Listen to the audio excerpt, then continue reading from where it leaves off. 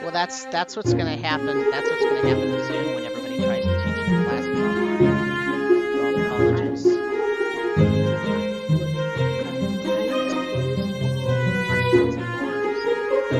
That's what California is. California just announced it.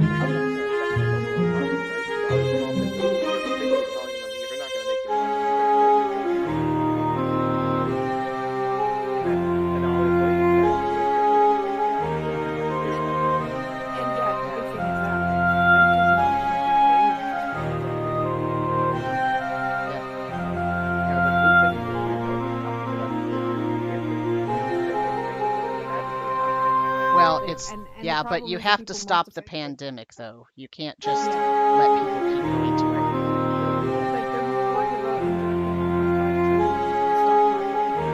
Well, yeah, of course. People who don't need it.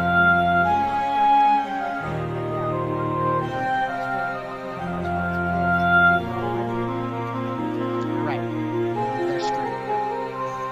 So, while we could talk about this for 3 hours, instead, I need to, there's a thing now in Discord called Craig, just so you know. Now, Karu, does everybody have to, like, tell it to record themselves, or how does that work? No. It automatically records from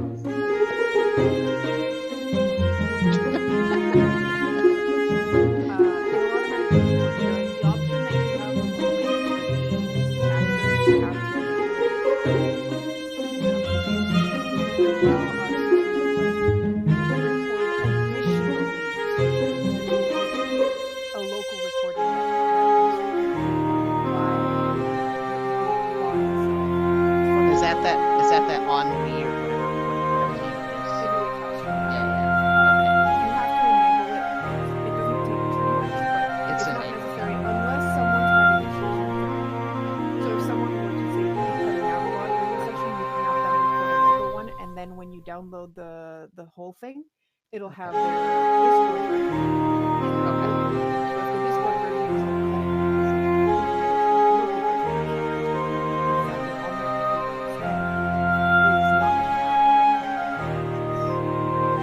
otherwise, I don't really use that.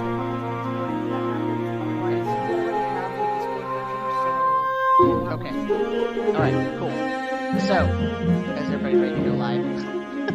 I'll let you continue your COVID-19 discussion for a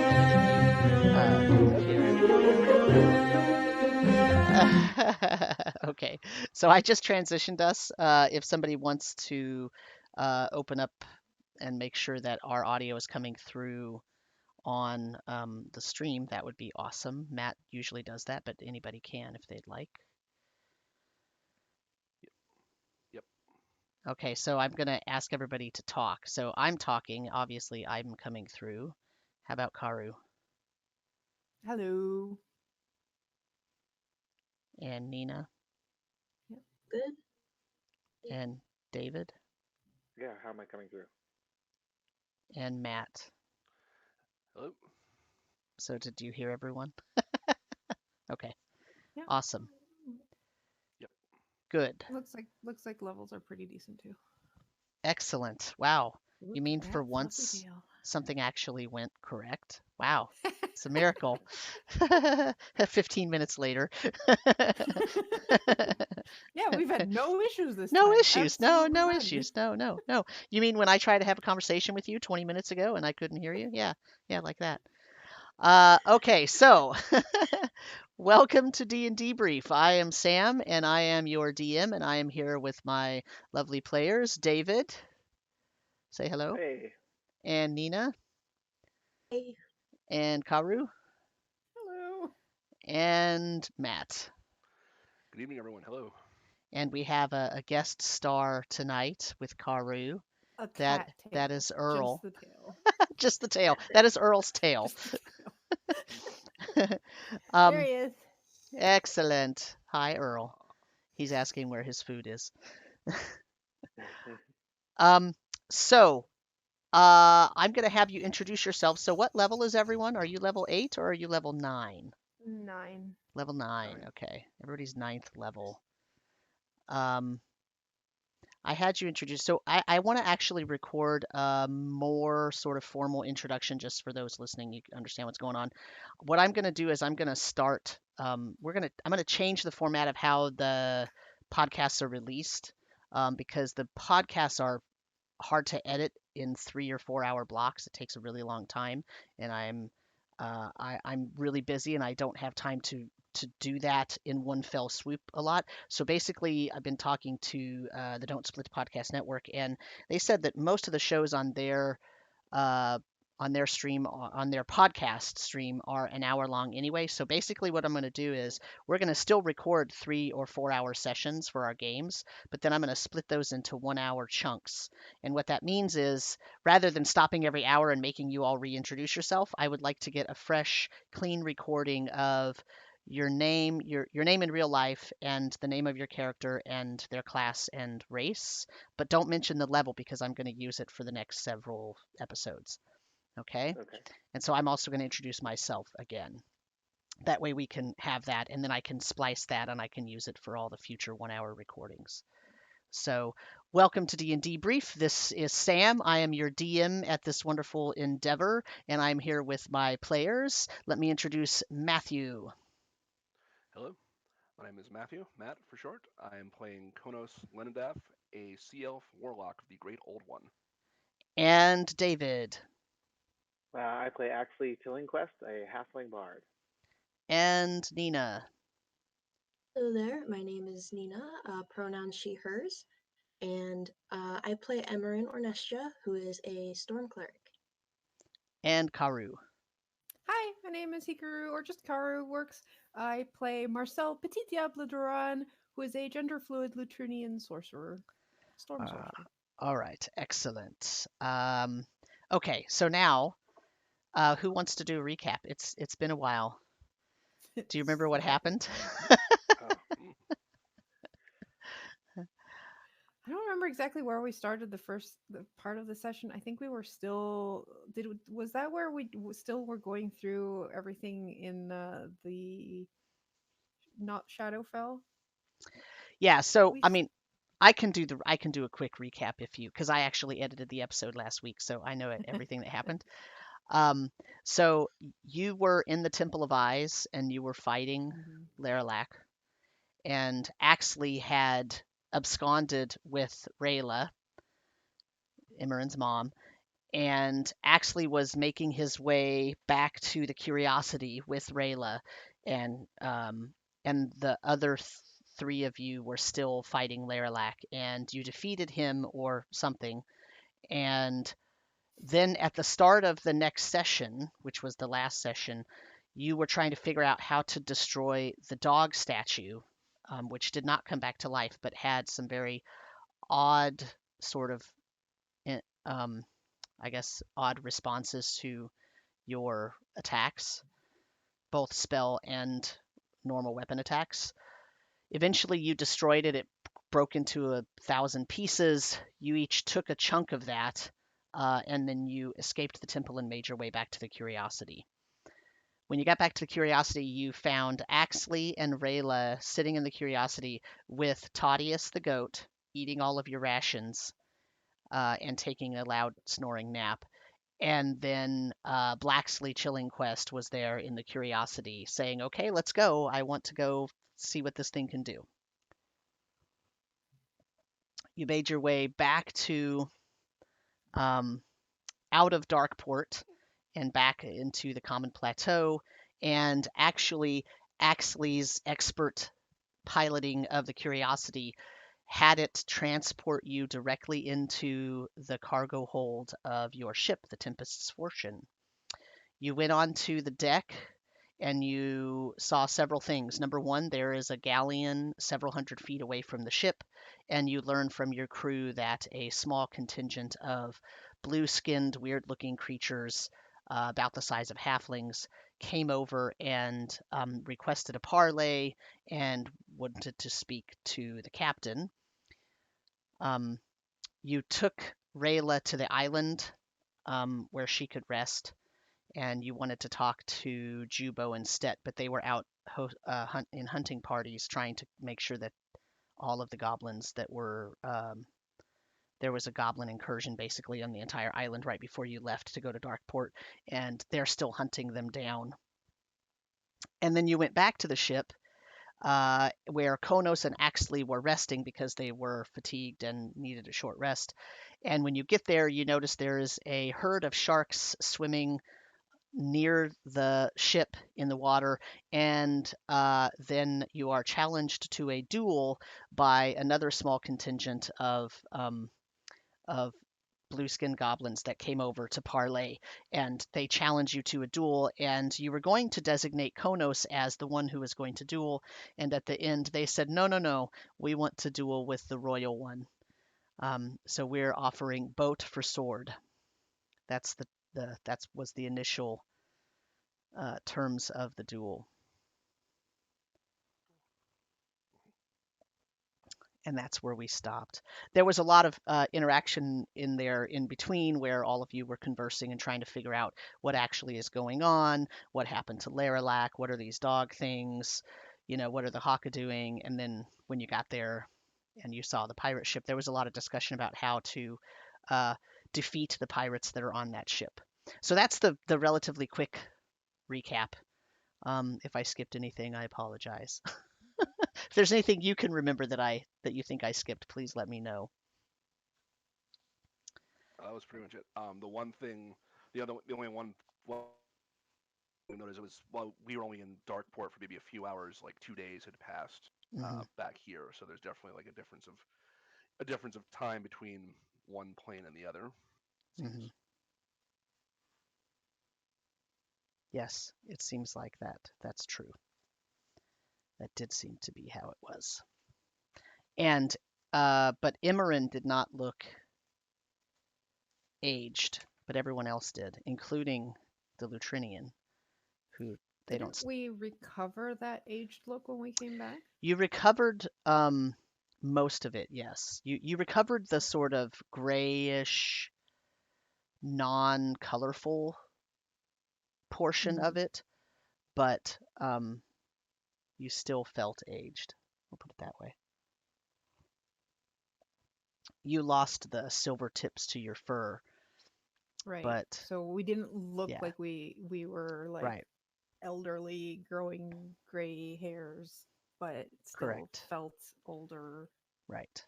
And you as Matt mentioned, you understand that the time somehow was different because you feel like you were only there for a few hours, and it seems like days had passed. Yeah, we spoke to the Haka, and the Haka told us that it had been a couple days since we had been gone. Mm-hmm. They also were the ones that told us that like Sharkface was apparently known to be pretty honorable. Right. Which is why we're like considering honoring the duel in the first place. Yeah, so I guess Let's duel with a pirate who will absolutely not kill us if he doesn't win. Mm-hmm. I guess that's the question then. What have you decided to do? Do you want to talk about it a little bit more? Well,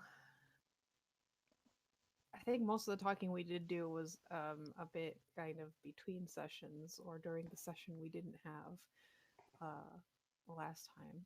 Mm-hmm. But yeah, would they gave us a time frame, right? Like when they wanted the. When you first arrived, they said they had wanted to speak to the captain, and so they were waiting for you all to get back. And then you kind of did a bunch of things on the ship, and then they either saw you with a spyglass or they were just coming to check to see if you were there yet. And then you were there. So they basically, I think, said 24 hours or, something like they're awaiting your answer. And yeah. Do we want the ship to make ready so that if we need to try to run away, we can do that without being stuck? Yeah, I think we should have everything prepared as much as we can. Like whether we need to try to run away afterwards, fight our way out, be as prepared as possible. I mean, in terms of fighting, we have the advantage that we have the whole Haka fleet, and they are one ship for now. Though we have heard that Sharkface is part of or has a bigger fleet of pirate ships elsewhere. So it's not just about taking down his ship, which is why we were considering taking the duel, just because if we managed to defeat him, they did say that it was to the death, so he's prepared to die So for the the stupid sword.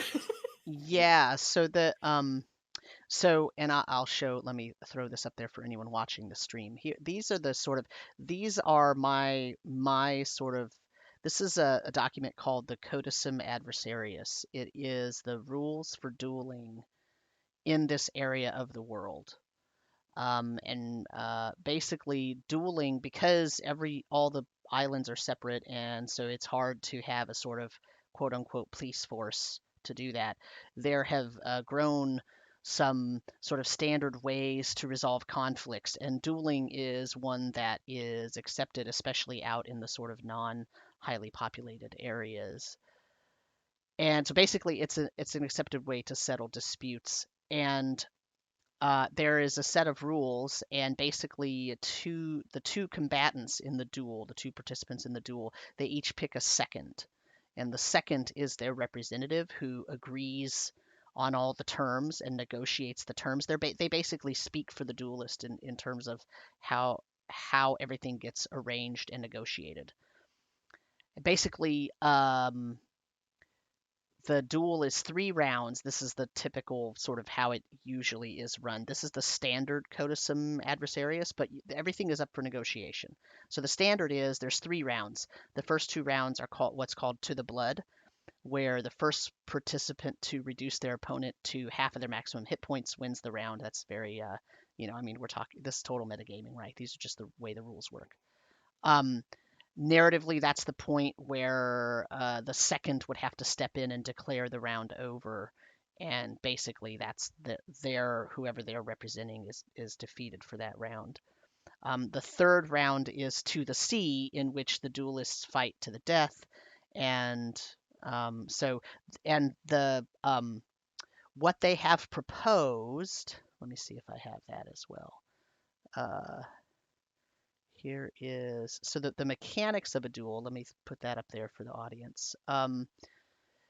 Uses dueling points, and so there's a lot of different ways you can use these dueling points. I'll leave that up there for a minute so that the audience can read that.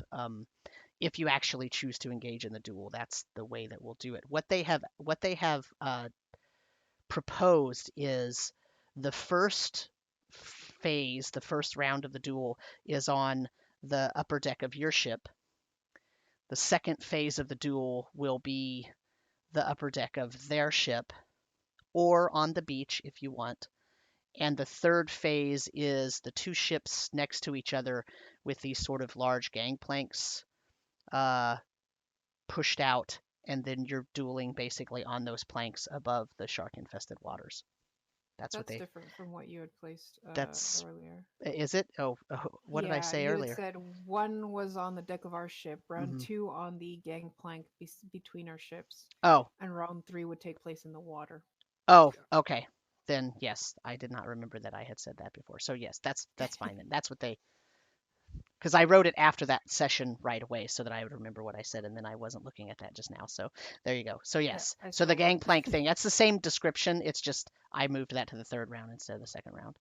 Yeah, so second So round is that, third round is in the water, right. presumably without shark help. They're Well, just watching. yeah, presumably those things would make a barrier so they can't Yeah, attack you. Because the other rule is no one can engage other than the 2 opponents, right? Theoretically, that's the way the rule is supposed to work. So yeah. And our and we talked to the Haka, and the Haka said that this guy was pretty on the rules when it came to this kind of thing, and he probably has his honor at stake in terms of mhm, breaking the rules of a duel when right. everyone's watching him. So right now on the table are those the phases. 2 are to the blood and 1 is to the sea. 1 is on your ship, 1's on the gangplanks, 1 in the water. And then excuse me, the and then the the terms are they offered, or what they proposed at first through the goblins, although this was not technically through the duelist's designated second. So this is just what they told you in the parlay. They want your sword if they win, and if you win, you get their ship. That was the but that has not been presented to you in contractual form or between the seconds. Mm-hmm. So I think the first step is figuring out what we want from the duel and sending out our second to talk to Sharkface's second.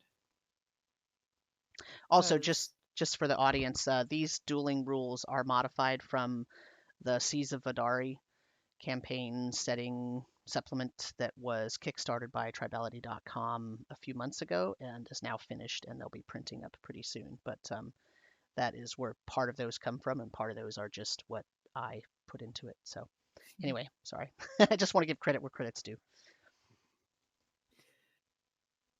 Marcel is absolutely in favor of, at the very least, having Khonnos be his second. I'm willing to do that. Okay. Because the second does have to step in if the primary duelist falters or whatever.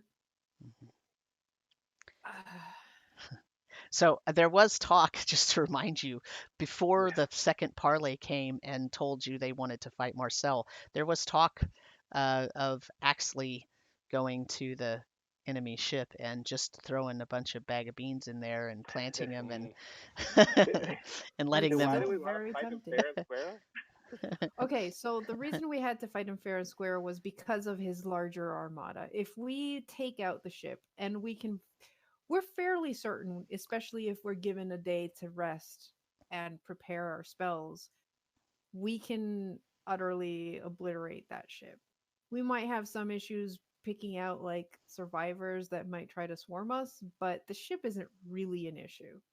We have enough firepower because we're pretty much a group of casters, every single one of us, that we can rain enough hell to take them down. Mhm. And we have Or a fleet of Haka to help us at the with least just survivors. disable it. They can't follow us if we disable it. It's true. Mhm. Those sharks don't really need a ship to follow us. But then the And they're issue is pretty. then we potentially run into more of them once we get out of here. We will gain the enmity. If we don't kill Sharkface, he will follow us somehow. He is at least part shark after all. So are you assuming that if you duel him and you win on the up and up, that suddenly he'll just go away and leave us to be, and we will be free to do whatever we want? I There's don't think that's nothing. likely. Just I for think the he is. audience, there's a picture of Sharkface. Ooh, ha, ha. Nina, you were saying something? Sorry. Um, yeah, I don't think he's gonna disappear entirely, but the thing is, not even like their army following us. We're leaving the Haka village entirely vulnerable to whatever comes. Mm. That's my issue with this, is that if we do anything, they're gonna come after the Haka first. And this village is a sitting duck without us here. Especially considering And we're taking without all their able-bodied people. taking a lot of Mhm. people. So that's my issue. Even if Sharkface is still an issue, he's not an issue for anybody but the immediate path. Well, Say that. how vulnerable are the Haka? They're in a jungle on land, so it negates all of the sharks and the cannons from the ship. They would have to go on the land into the Haka territory where the Hakas have number and the advantage. And I don't think that they're going to want to risk that for what? What are they going to gain? They're going to just attack and try to intimidate the Haka. That's not going to get them any objective, or it's not going to get them us. Revenge is the issue there. And also, we don't know how many. We don't know how There could big be an their entire fleet is. fleet.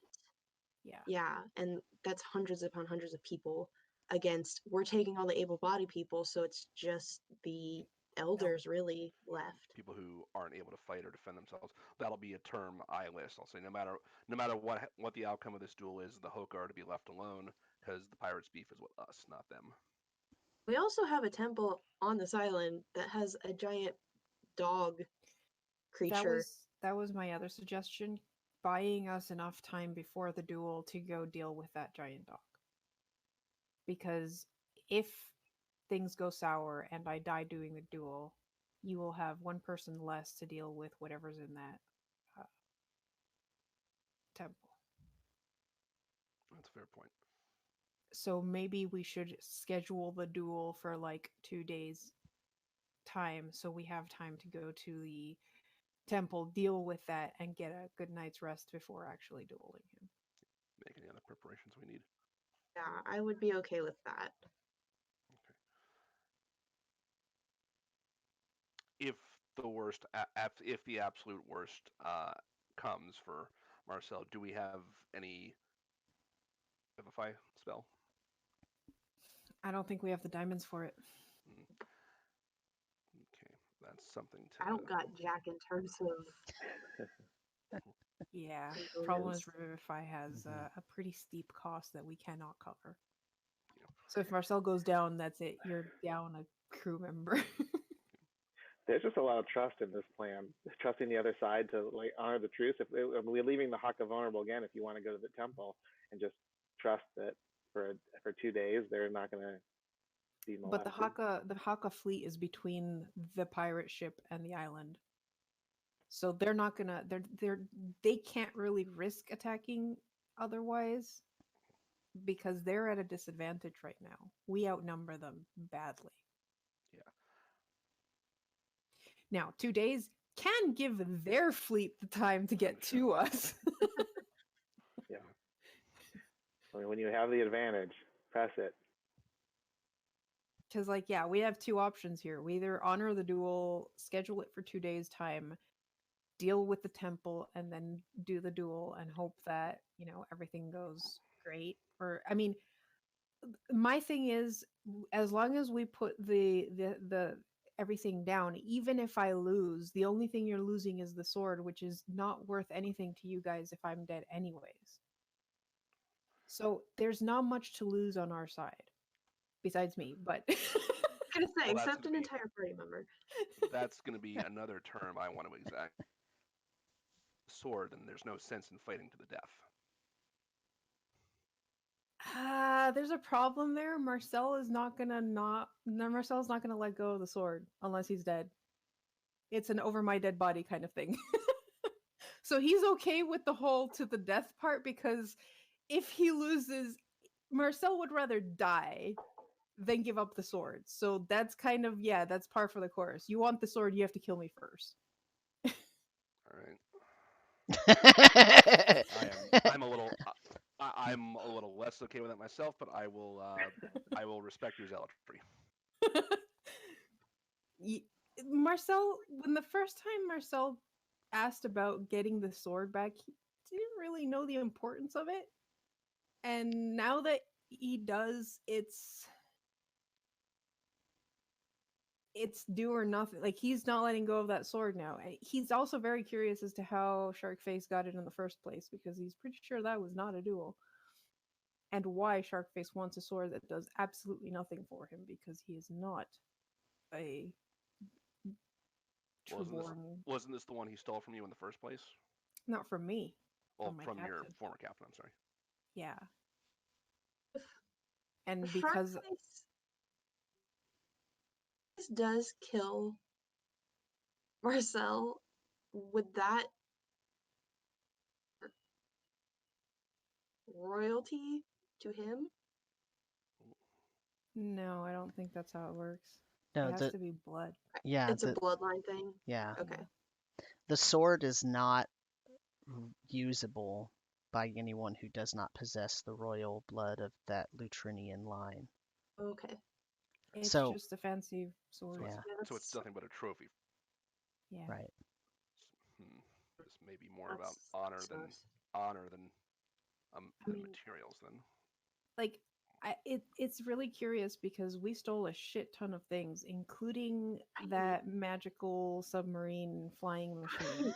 And the one thing he wants back is the fucking sword.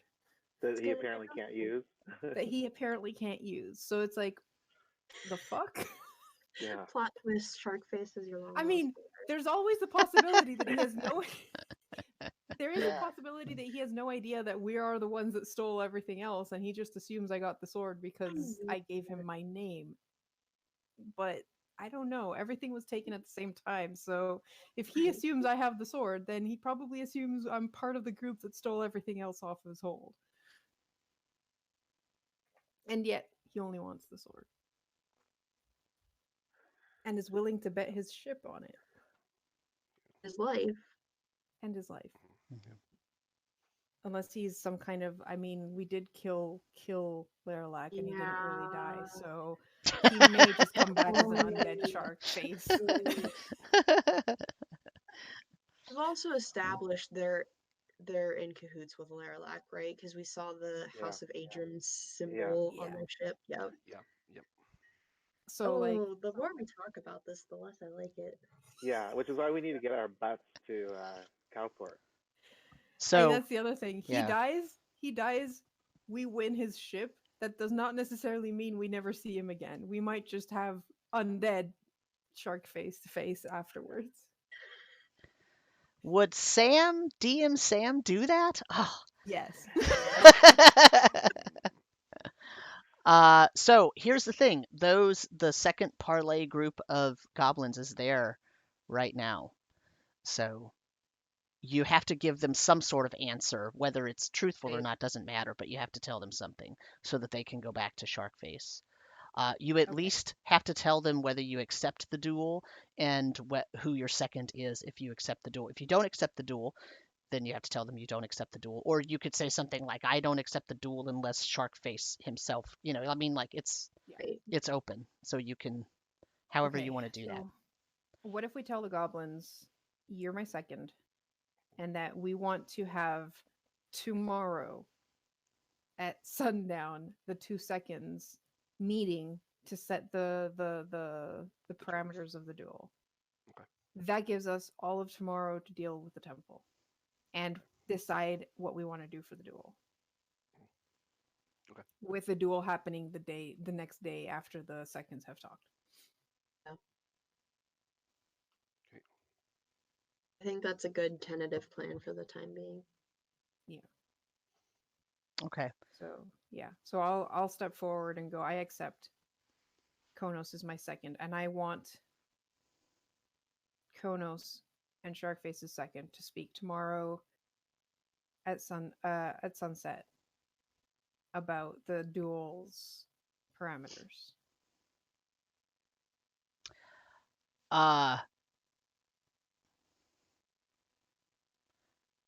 The goblin who seems to be the one that is the most capable of communication says, because remember, four of them came up. Two of them had claws for hands, crab claws, so they're down in the boat, and the other two climbed onto the deck. So there's two goblins there. One of them has been the one that's been talking to you, and he says,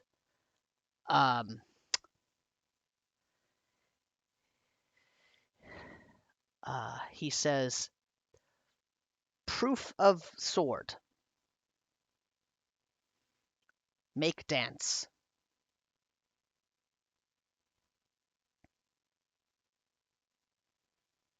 Why? He curls his hands into tubes like this. He like puts his fingers so that the fingers are meeting the thumb in a circle, and he puts two of them together and he looks through it, like through his eye, and then he points at the boat. Watch. He just wants proof that I can actually use the sword.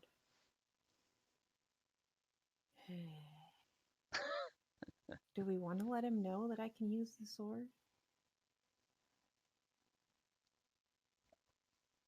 Yeah, he just said he wanted the sword. Mm-hmm. He wants to know we actually have the sword. I can hold it up. You can still see it. The goblin says, make dance. What if I can't make it dance? What then? How no right sword. Can Sharkface make it dance? Have you seen Sharkface make it dance? You have sword. How I see Sharkface. Well.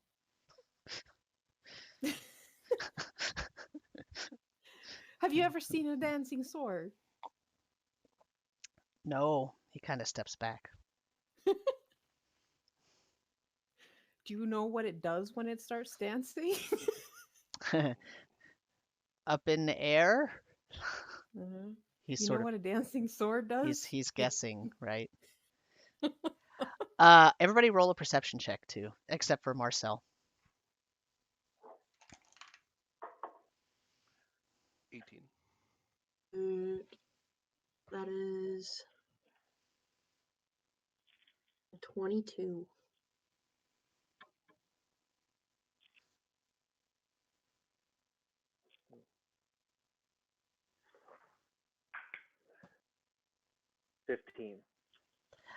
All three of you notice when Marcel takes the sword out of the sheath that the base where the blade meets the hilt is still has a little tinge of pinkish purpley something on it.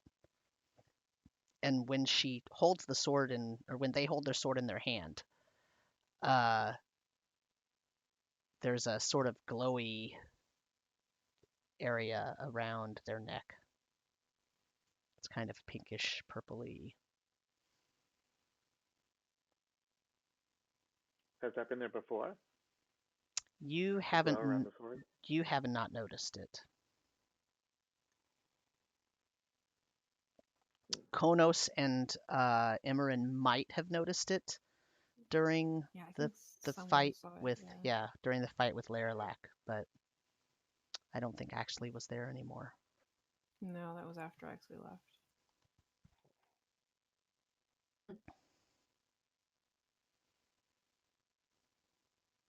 And Emmeryn, you rolled a 22, is that what you said? Yeah. You notice when Marcel takes the sword out and the glow sort of appears, the goblins sort of their eyes get like bigger, and then they realize that they probably have a shocked look on their face, and you see them try to hide their shock real quick. Interesting.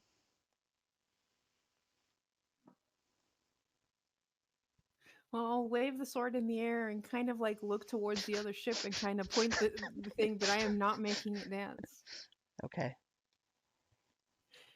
I'll look at the goblins and go, if he wants to see it dance, he'll have to let me let it dance during our duel.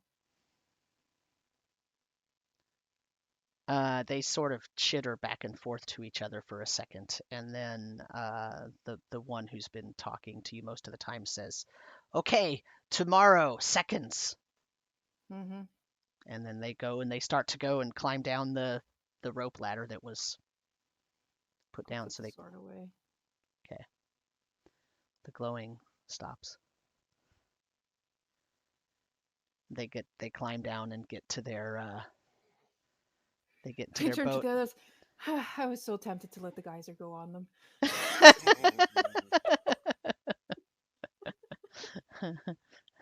Just wash them off the ship. Once the goblins sail away, I'll point out to Marcel, by the way, that thing's still glowing a little bit, and looks like you were as well. You feeling all right since we got back from Darkport? I mean, besides, the whole aging thing, yeah, I'm fine. Okay.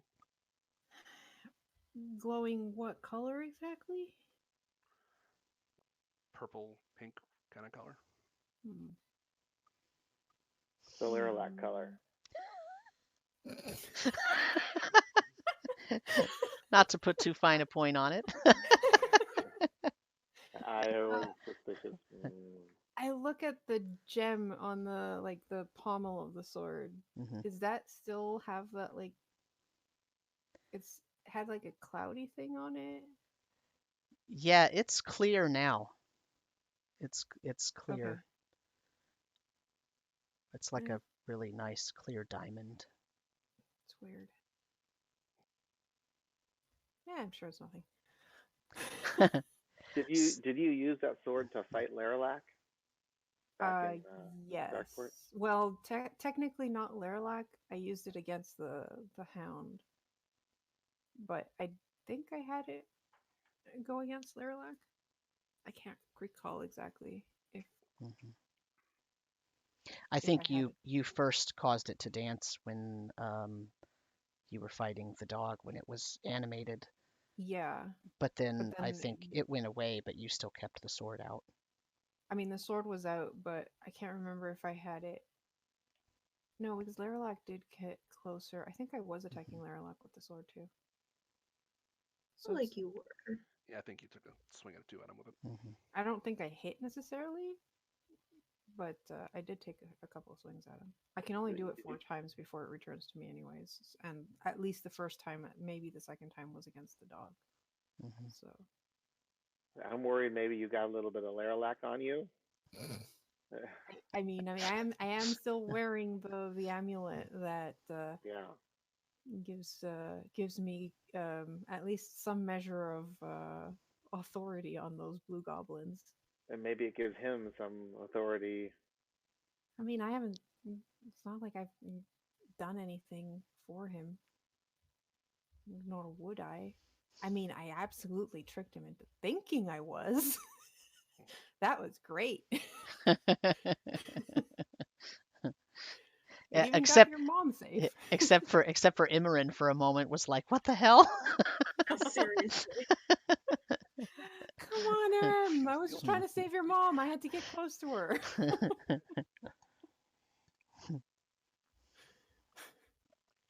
I have the feeling that Axley doesn't like this at all, like any of this entire situation. He looks like he looks What like gives he you has that some second impression? thoughts about doing this duel and what the heck's with the sword and here's an amulet and yeah, this is I could tell this is not. It sounds like we're perfectly in control of the situation. Absolutely. Yep. No, that actually is not thrilled at all. Roll with the punches sometimes. I mean, that is going to be interesting to see how Sharkface reacts if he thinks I'm one of Leralak's cronies. Because last time we met, he definitely didn't have that going on. And hey, we might be able to trick him as well. It'll be harder though. He's not as stupid as the goblins, presumably. Yeah, you don't actually know. I mean, he seemed when we saw him at when he went to talk to the dockmaster. He seemed a lot more eloquent than your average blue goblin that we've run into. That's true. He's at least got a couple more points of intelligence up there.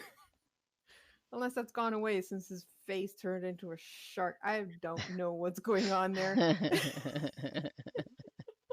Because the last time we saw him, we only had like one crab claw, and that was it, right? Well, he had an illusion up when he went to speak to us, but when he was on board the ship, yeah, he had a crab claw, and that's how I had seen him first when he attacked my old ship. Okay. And we know that disease, whatever, kind of progresses, though usually it's not shark related. It's crab related. Have you ever wondered why everything is just crabs? Like Leralak seems to have like a bunch of different creatures under his hold, but every single goblin and humanoid that's been under those like weird spells have been crabs. Like, does he have like a crab fetish or something? I feel like you're nervous talking right now. Nervous? No.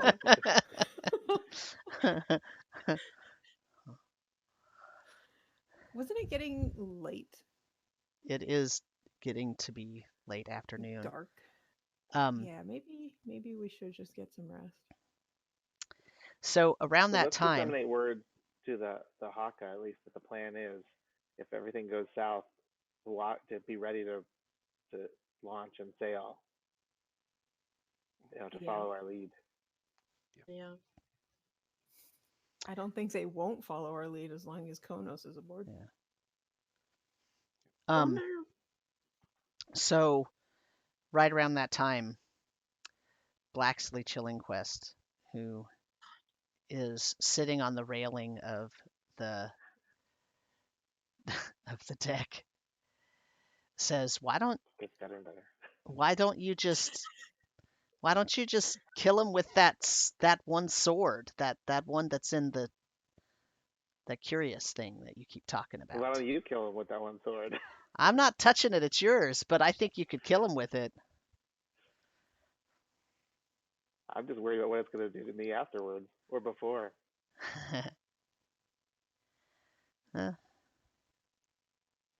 Do you Well, mean yeah, the that's one that? reassuring.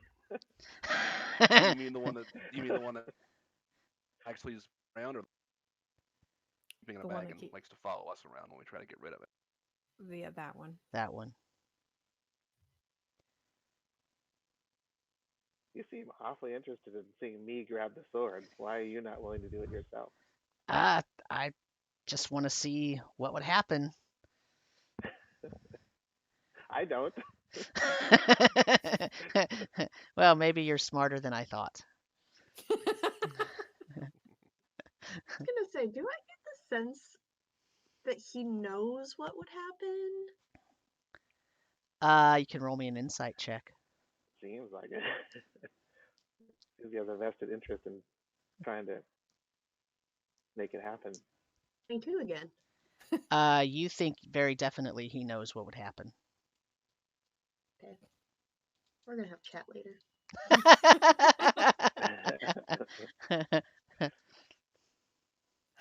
Well, if we're gonna go deal with what's going on in the temple tomorrow, maybe we should get some rest and figure out what we're gonna do for the duel tomorrow.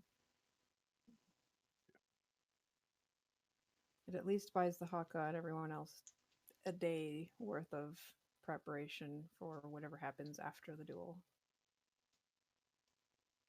Okay. That sounds good to me. So we all go to take a long rest. Are you gonna oh, we just froze, I think.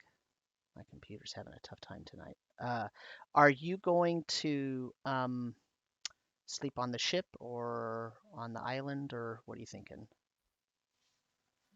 I'm definitely sleeping on the ship with our valuables. And where is Emmeryn's mom hanging out? She's on the island already. She's in That's the where Hawk I'm Village. She is Halloween. protected under guard too, because we have not only this mess going on, but potentially Leralak and his minions trying to maybe locate her. I don't think Leralak cares about her anymore. He held her prisoner for a long period of time. I don't know if we can Yeah, let our because guard down.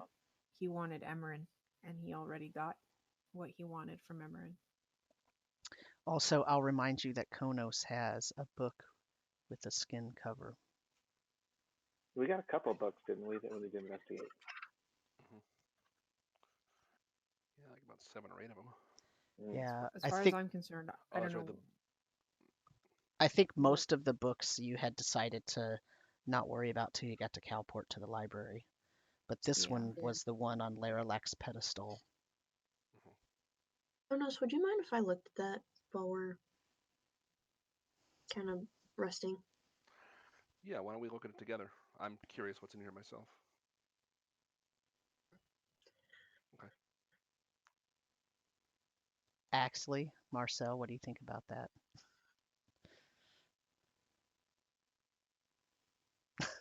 I don't think I can help much with whatever's going on with the book.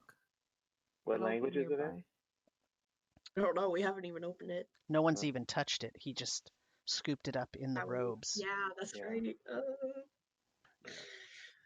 I'm not touching it. Honestly, I know my way around the business end of a book. I'm pretty good with languages, so I wouldn't mind taking a look. For it. Honestly, I'd rather not be near the book when you guys deal with it, just in case the amulet has any adverse reactions to it. All right. Well, Khonnos, you want to hang out with me on the ship and we can pour over it? Yeah. Yeah, like meeting go in like captain's quarters or a room with a table and I'll set it down, and I'll just cast Mage Hand, and I'll use that to just flip the cover open, flip the pages, so nobody actually has to handle it ourselves. Okay. I think I'd like to camp out There we next to the go. Curiosity with our valuables in it, so that if stuff hits the fan, we can very quickly Abandoned ship. just or defend. Yeah, whatever it takes. So, but what that would require Marcel to be quite close to it, if they are close enough to the Curiosity to get into it if something goes bad. Oh no, I just mean Khonnos and I being close to it, because I think everyone else is going on land, right? Isn't that what everyone No, said? we'll stay on the ship. Oh, okay. I was There's no gonna take point. off before we go to bed because I'm gonna sleep on the island. Oh, you are Sure, you gonna don't want to bring to your your mom mom. to the ship? You think she's safer on the island? She's safer on the island. At this point, maybe. I don't know. We have a dog that's sleeping in the mud down in the temple. So I don't really know at this point, but she's there. She's probably asleep already, so might as well just leave her be. Emmeryn left her mom with her own journal. Like Emmeryn gave her personal journal to her mom to read. So she's Yeah, Marcel sleeps better on a boat anyways, so he's gonna go pretend he goes to sleep and then fall asleep. okay. I'm not nervous. Totally not nervous. So Marcel, so Marcel is in their cabin sleeping, and Emmeryn, Axley, and Khonnos are in the captain's cabin, or next Well, to I the want to be down in the Curiosity. hold with the Curiosity. Okay. Yeah. Okay, that's fine. Do it down there. If you want to stop, you hang out in the captain's cabin. Hopefully, nothing will happen.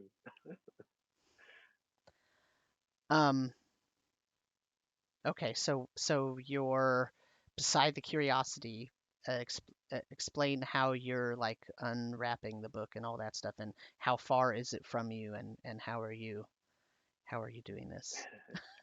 Well, I guess we can set up a little makeshift table, right? And Yeah, like I'll candlelight. Or pull like a crate or a barrel over. Like I said, just set the bundle that has the book down on that, and like I said, just cast Mage Hand, use that to just lift the wrapping off, and then open the cover of it. well, and I guess maybe Emmeryn, can you cast light? How long does that last? To give us I a light can source. cast a light cantrip. That's a while, I think. An hour. It's an hour. Yeah. All right. Well, that'll be good for at least the beginnings of investigation. Okay, so you open the book with Mage Hand, and as the book sort of opens, you see the first page, which is like, what's it called, a flyleaf or something. It's usually the thicker, dedication. yeah, the thicker page. No, it's kind of the thicker page that's connected to the cover, right? As you open the cover, that sort of pops up like it's going to flow over as the book is opened, and then it kind of flops over, but you see that the edges of the sheet of paper of the book page is kind of writhing and moving, apparently of its own accord. And then the front page, now that you can see, has some writing on it.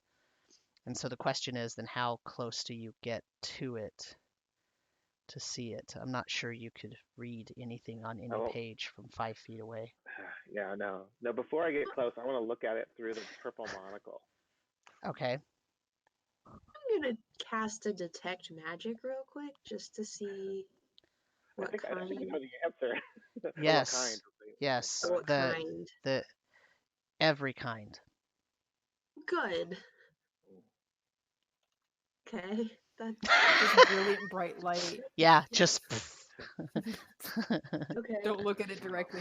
Stop that real quick. I wouldn't actually see anything. You see the book cover, but where the pages are, like if you're not looking through the monocle, where the pages are, you see the pages of a book, like a thick book. Where when you look through the monocle, there's emptiness where the pages are. So I just see like the binding and an empty space. Yep. Hey, when I look through this thing, I don't see any pages. I just see the binding. If the pages are not real or they're, I was gonna say, remind me what the monocle does. I don't really know, other than it kind Oh. of showed me different Yeah. views of things when we were in Leralak's lair. So remember when you went to Leralak's lab, there was no longer a large lens, but Axley Mhm. looked around and he found a monocle-sized lens that's the same exact shape as the two lenses that you already have, but is the size of just slightly larger than an eye socket. And what it when he looked, and remember Khonnos was invisible to everyone Yeah. except the bird, like the bird could find him and land on his shoulder, but Axley could see Khonnos, and that was it. Interesting. That was, Yeah. and then he didn't use it really again. I mean, I've looked at a couple other things. yeah, the paper, you looked at the paper. Okay. The paper had some writing on it that you could see Some with the secret writing. monocle. Yeah. Yeah. Robe of eyes let me see the same thing that Axley is seeing. It says I can see invisible creatures and objects and see into the ethereal plane.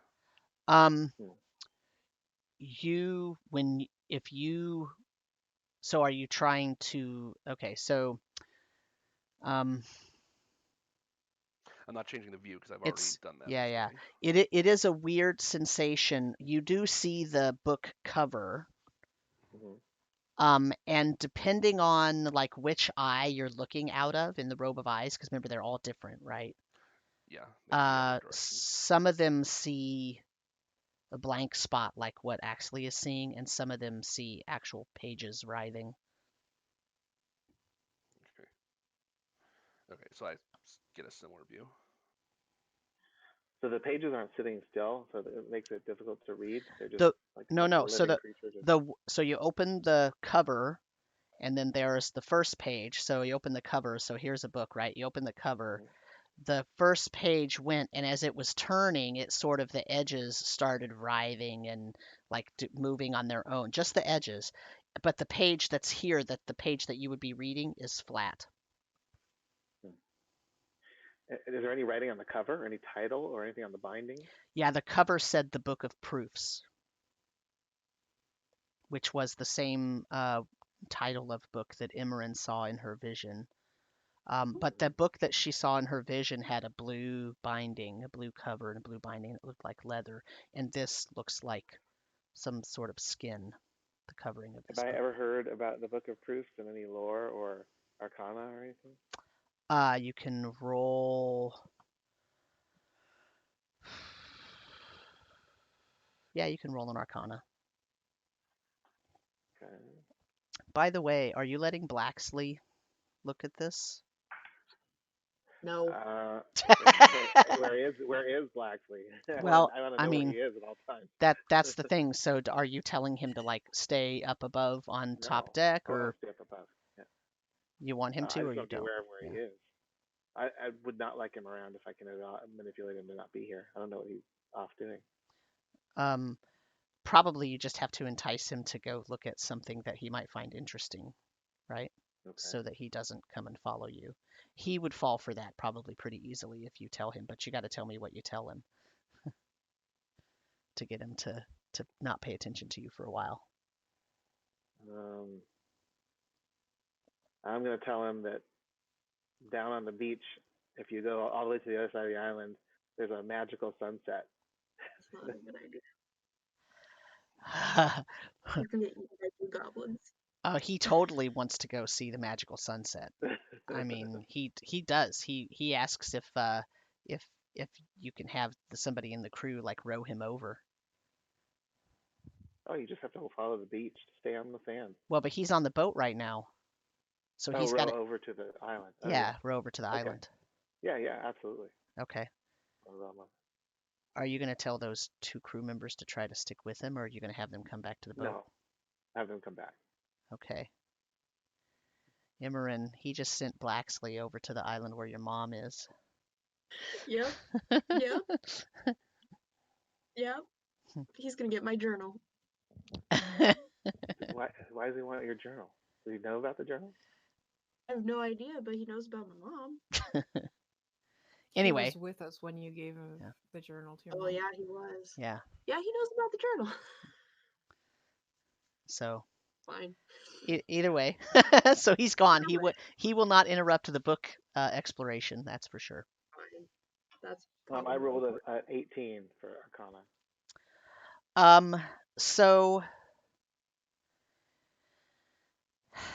the Book of Proofs. So the only thing that you've ever had knowledge of that had anything to do with sort of proofs is a book that supposedly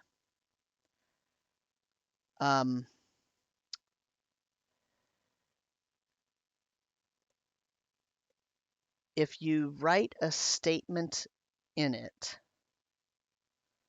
the book will, not a question, a statement, the book will write, after the words of your statement, the book will write the proof of that statement, either saying that it's true or false. It will write how it knows or what the proof is to prove to you that that statement is true or false. So you write in the book a statement that you want you proven? write a statement, and the book itself will write a proof for you on however many pages it takes to prove to you either the veracity or the falsehood of that statement. Oh, I'll explain that. That's what I've heard. Does that first page have any writing on it, or is it blank? The one that we've turned that's writing. It says the Book of Proofs. That's all it says on it.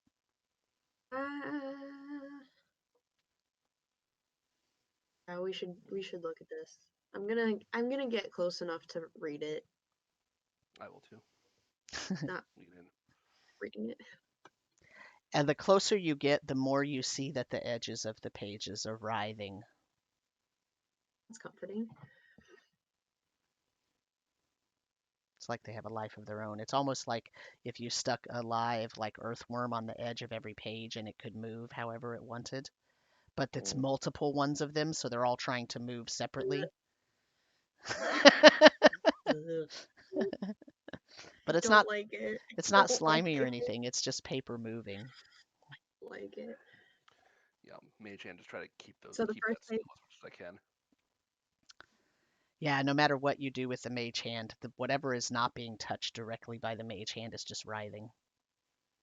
Well, do we want to test it? Is there anything we want to know? A proof that we want?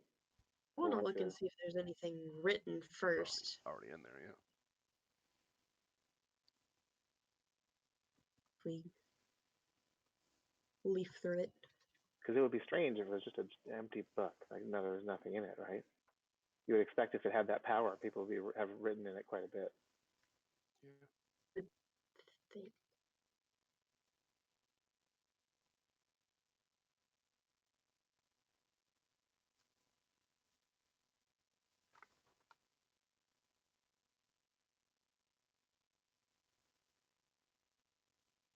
Unless the magic of the book makes whatever you write disappear into the ribbing part.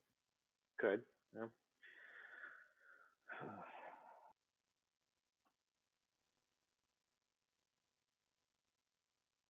It'd be really helpful though if there were writing in it. There's 2 of them. Excuse me. So, so are you? So you're trying to turn the page one page at a time. Yeah, just Okay. follow and see on what else. So you turn the page, and the first page has a name in it. It says,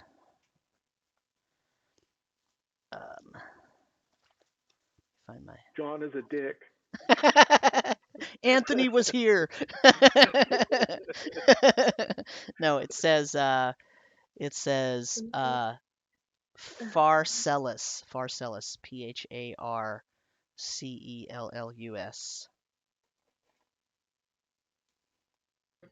And the Okay. reason why you think that's a name, or you can tell it's a name, is it looks like it was scribbled by someone. But there's nothing else on the page. Interesting. Okay. Flip the next page. That page has the name Herluf, Herluf, on it, and nothing else. Scribbled also, but in a obviously different handwriting. Maybe those are the names of people that used the book previously, and it doesn't show you what they queried, but it just records who used that page of the book. My theory at this point as well.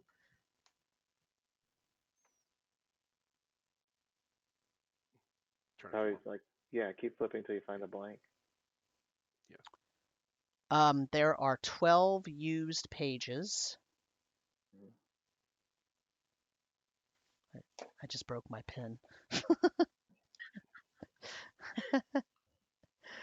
There are 12 used pages. And then the 13th page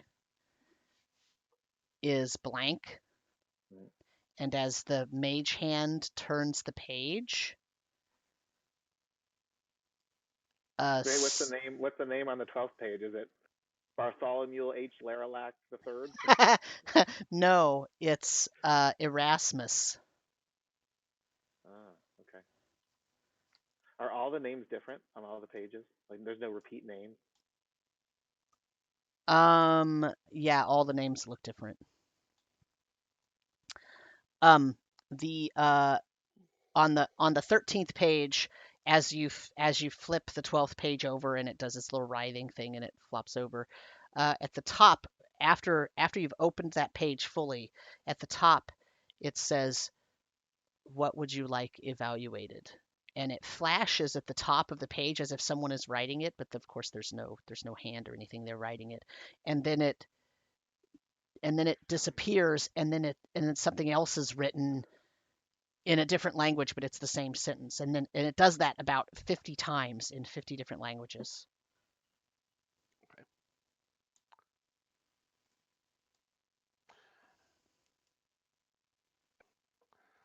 I'll take like a quill, and if there's one nearby, and I'll just write in the book, Leralak is responsible for the sinking.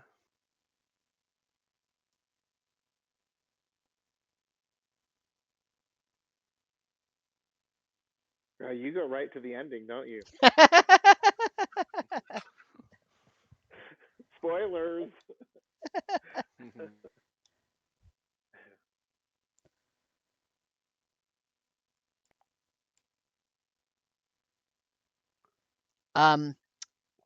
After about 20 seconds,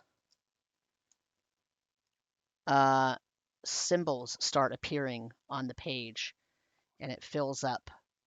It's very quickly sort of writes, and it fills up the first page, and the page turns automatically, and it starts filling up the back of that page. And it goes to the third page, and it just keeps writing symbols. And some of the symbols you recognize, they're like magical sigils and whatnot. Some of them are letters from other scripts, other languages. Some of them are mathematical equations with numbers, and it just keeps going. So the question is, how long are you going to watch it go? I'm gonna look through the module while it's doing that. Does it look any different? No, you see blank. You see nothing. You don't see any pages or anything at all. I'll give it maybe 3 or 4 pages worth, and I'll just use Mage Hand to close the book. Okay. If it doesn't stop by then. It has not stopped by then. Okay, and is it just like, since I can comprehend all languages, does it these symbols like is it just like a mix of like symbols and numbers and equations, or is it like actually making sense? It's writing. You would have to study it for quite a while to see if it made sense. Okay. But it does, I mean, it doesn't look random. Doesn't look like to your sort of untrained, sort of trained eye, it doesn't look like it's just scribbling random stuff. It's actually has a train of a process that's going through. Okay. So yeah, so by that time, just me and Chan to close it. I'm like, well, it writes on its own. Whether this is truthful or not, it's going to probably take some time to figure out. So what was the exact sentence that you wrote? Leralak is responsible for the sinking? Yes. Okay. Just want to make sure I write down exactly what you...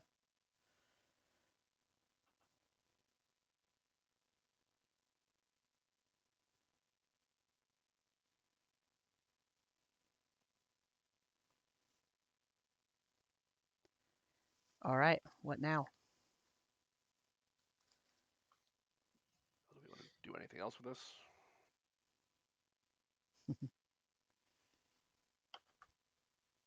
Well, I think it's doing what you asked it to do. I think we have to wait. It probably doesn't come up with an answer really quickly. Okay. Maybe then, yeah, maybe get some rest and check in on it in the morning. Yeah.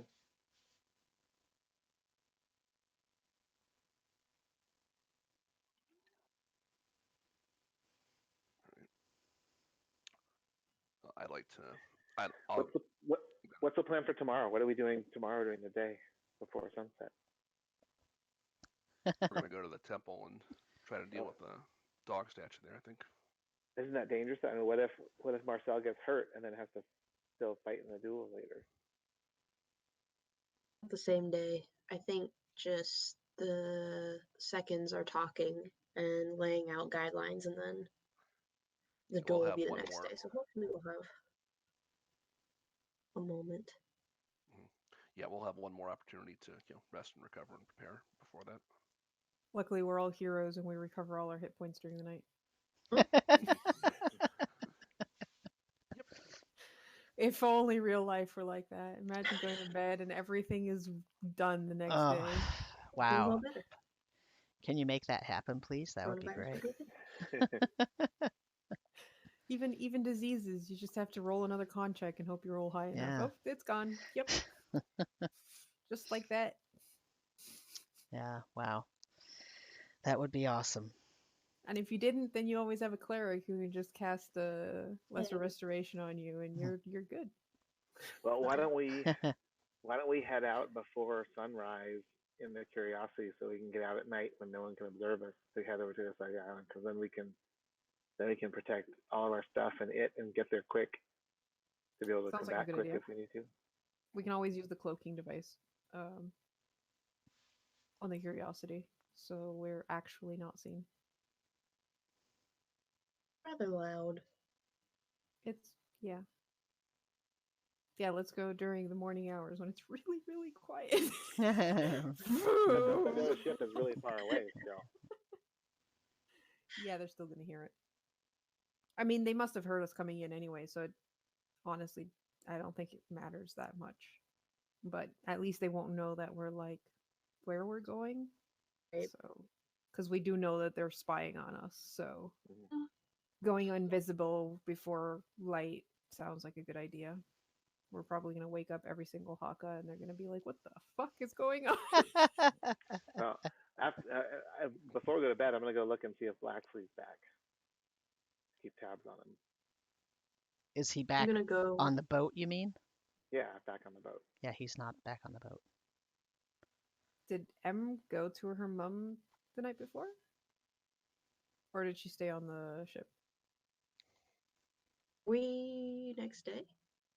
Not yet. No, it's the night before. Yeah. Before I'm going to the island. Okay, so Em did go to the island after finishing up with the... Yes. Yeah. Okay.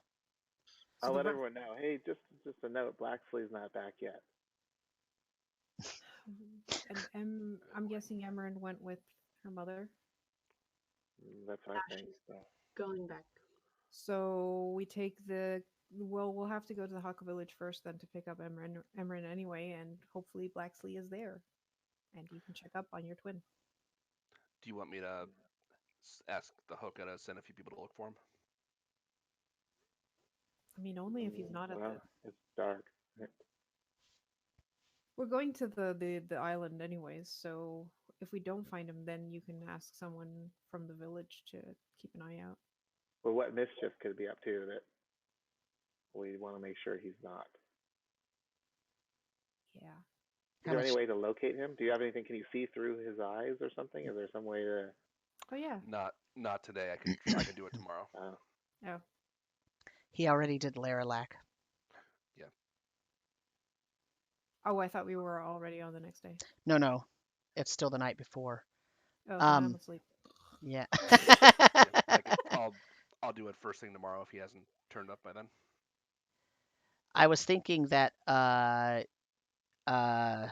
sorry, hold on, I'm getting a work text. Okay. Okay. I was thinking that, what was I thinking? I lost my train of thought. Oh, so it's right before, so Marcel was already asleep in their cabin, and everybody else was dealing with the book. So now that you're done with the book, now you're deciding, okay, we're going to take a long rest too. Axley, did you mean you should all go in the Curiosity now, or No, I mean wait till the morning? I'll sleep in the Curiosity, but I'm talking about in the morning. We'll get everybody together and then depart in it. Okay. And so, Emmeryn, you're going to go to the island tonight to go to the hut with your mom? Mm-hmm. Okay. Khonnos, what are you Can doing? someone who can communicate long distances tell Emmeryn the plan? I mean, you can tell her before she leaves. Yeah, that tell might Yeah. be her difficult. before she Okay. leaves. Yeah, I'll be there, and then I'll sleep. you know. I'll do my long. But before I do, at some point I want to try to communicate with Bolin because he's been rather quiet since we returned from Darkport. Check. Is this on? You in there? You don't get a response. Okay. Um, I'll do detect magic and see if I still pick up any. The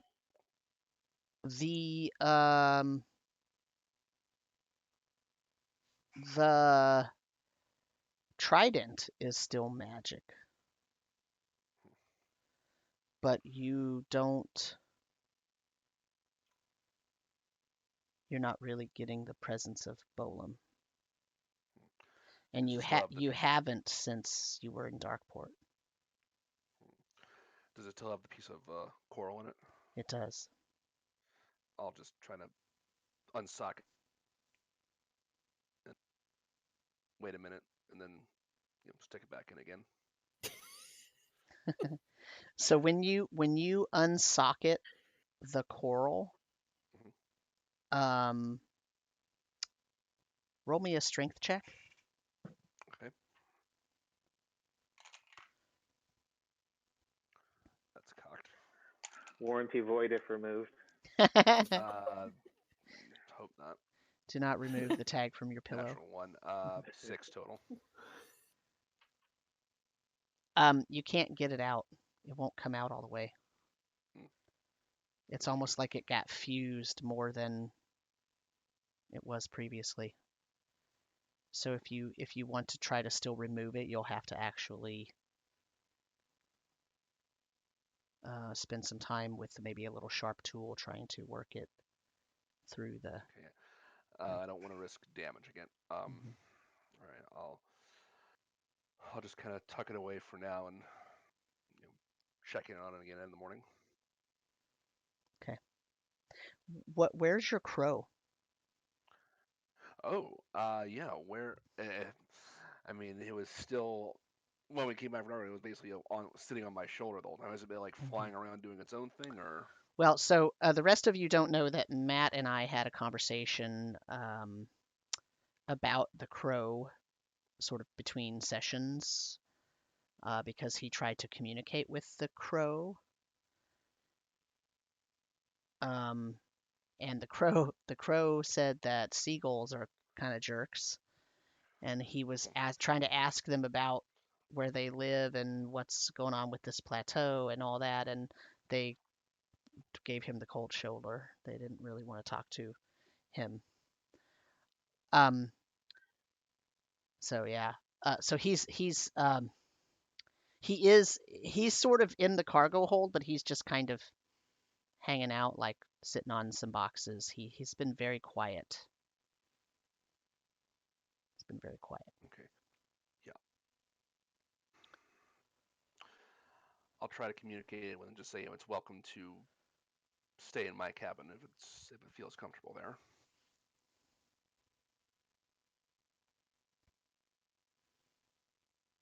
He flies to your shoulder. Okay. So I'm basically just sitting sitting on my shoulder. That'll be a fun picture. What are you doing with Otto? Learning how to juggle. So Otto, yeah, I essentially had changed Otto into a pelican when I recast Find Familiar. So, What? yeah, I'll let Otto essentially is fly around outside for a bit and get used to having wings now. So you're the bird whisperer. You have a crow and a seagull hanging Yeah, I out guess. around you. You clean up this mess. Yeah. So, Yep. so anytime Otto is a pelican and he sits anywhere, the crow tries to sit on his back. Crows are actually pretty big, I will Mhm. point out. Yeah, Yeah. So are pelicans. so are pelicans. Pelicans are bigger. Yeah. So they seem to be getting along. Or there was a little indication earlier that they weren't, but that's good that they're getting used to each other. Yeah, remember Otto freaked out at first, right? Right, because he was worried about He was worried about what you broke up there. he was basically worrying about being like abandoned or and I told him, no, I'm not leaving you behind. This is just a new friend. That's what Axley had to say to all of you when Blaxley showed up. I'm not leaving you behind. It's just a new friend. So, I have one question. yes. Is it a crow or a raven? Well, it was a raven initially. Yeah, it's a raven. Yeah. It when Khonnos spoke to it, it was referring to itself as a crow. So that's where that weird trigger came into. It is a raven. It's as big as a raven, and it has raven characteristics.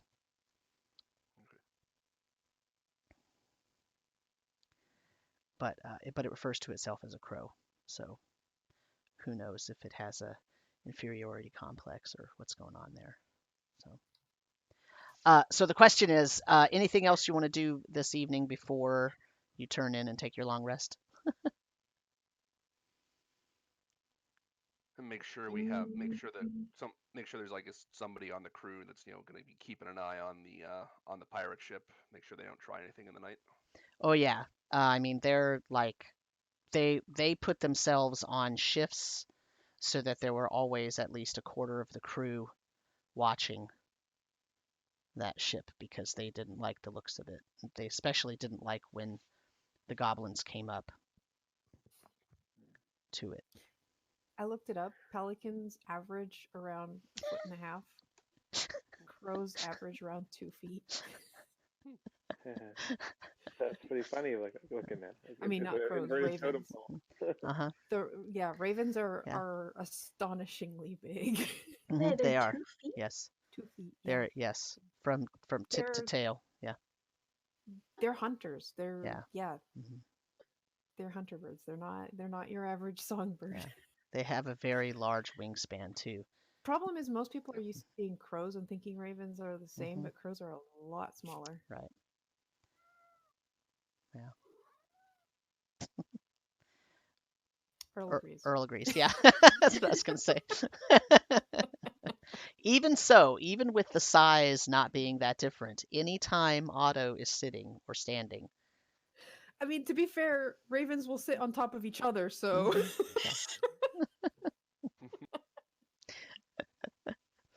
So everybody goes to bed, right? After you make sure Sure. that you have a team of people being very vigilant about your uh, ship being protected and all that stuff. Emmeryn, is there anything particular that you want to say to your mom before? Are you going to tell her the plan or what's going on? I was gonna say, is she awake when I get back? She wakes up when you come into the room, yeah. Great.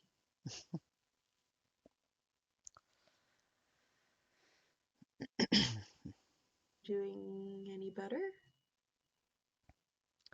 I don't like to sleep. Makes sense. Is your memory still fuzzy? It's starting to come back, kind of. A bit.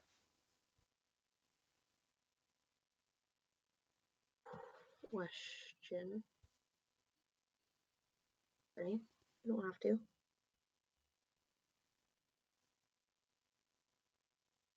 I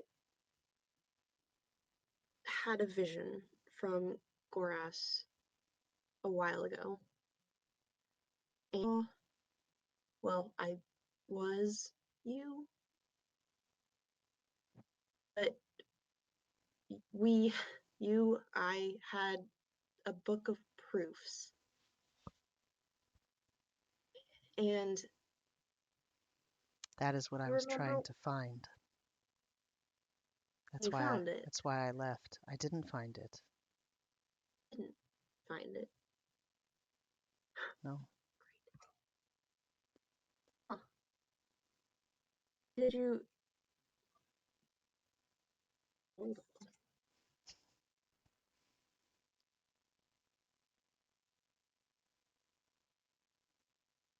ever make it to the library? I was in the library of Therondimus, yes. But I never found the Book of Proofs.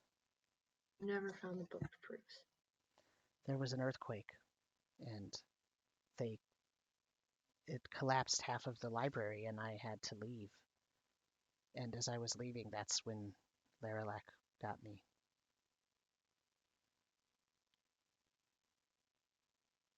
I always thought it was good luck that I didn't find it because I thought he would have captured me either way, and if I had found it and he captured me, then he would have it.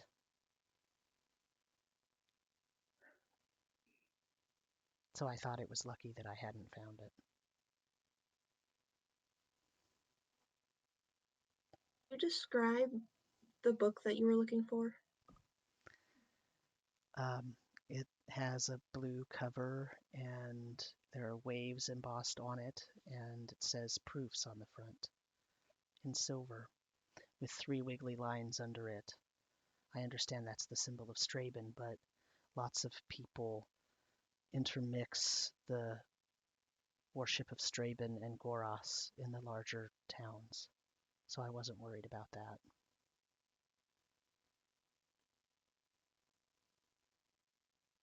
Do you have any knowledge of a second book of proofs?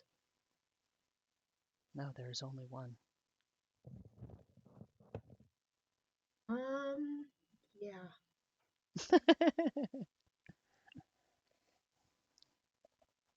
The Okay, well, white axiom says there can only be one.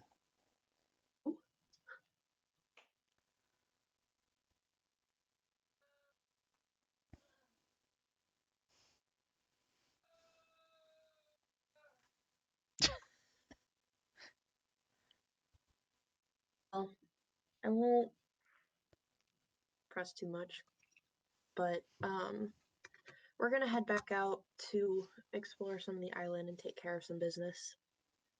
But we'll be back later in the day.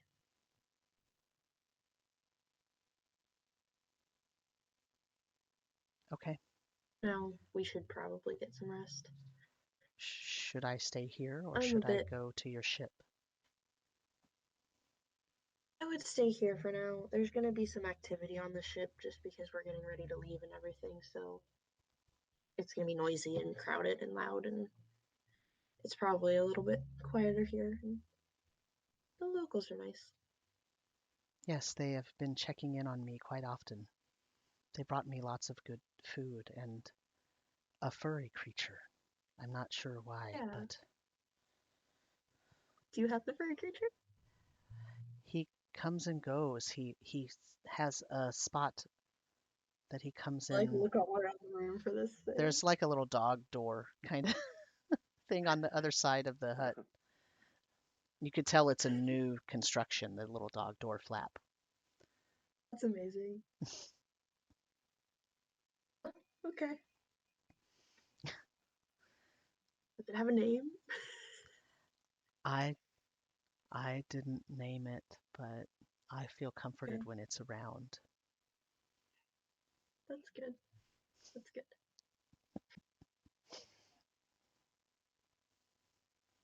Right. Um,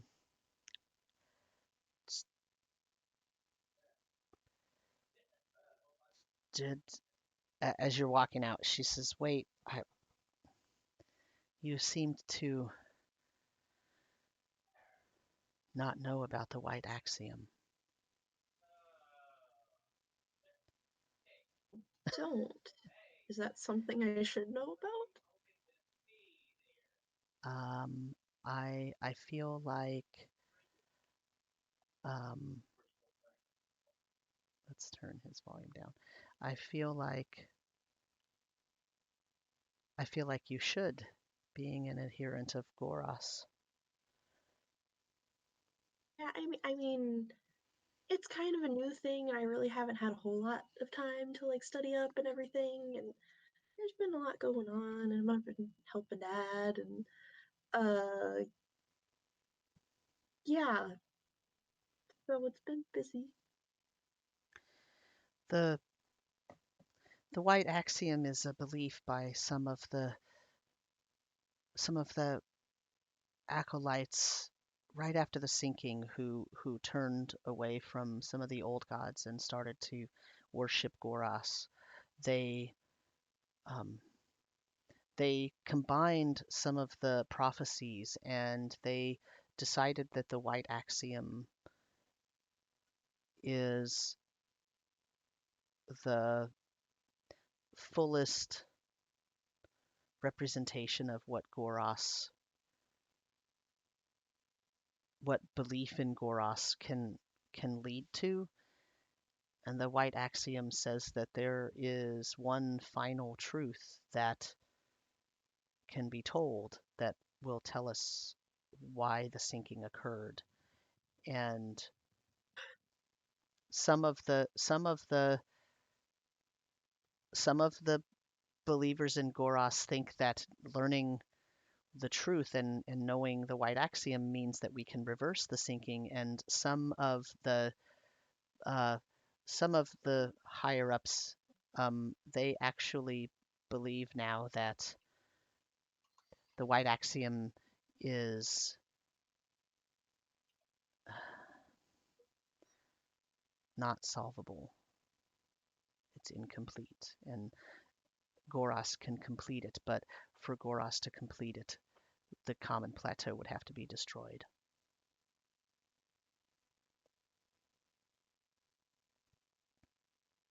Where'd you learn that?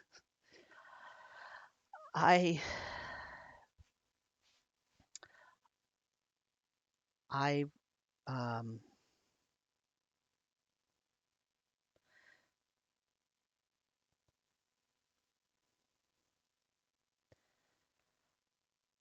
before I left, I don't want to tell you because I think it'll hurt you.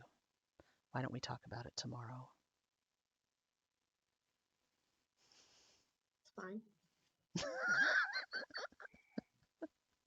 That's not gonna keep me up at night.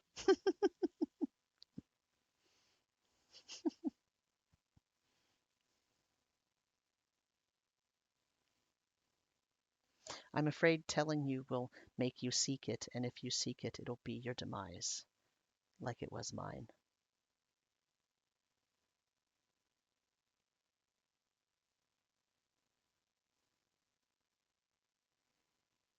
I set out on my own, though.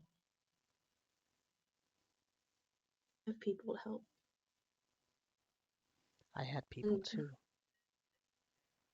and they all died.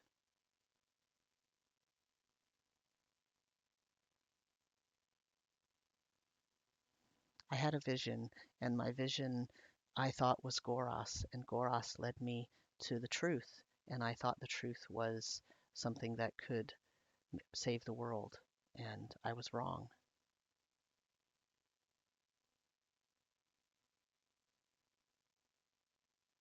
I learned that the white axiom is actually a tool of evil because it takes away free will, and without free will, we can't be the arbiters of our own destiny. And even though the world has been destroyed and the common plateau has been irreversibly changed, we can't change it back. We're not the ones who control such things, and when we try, it leads to disaster. That's what I learned, and I'm lucky to have survived, or maybe I'm unlucky.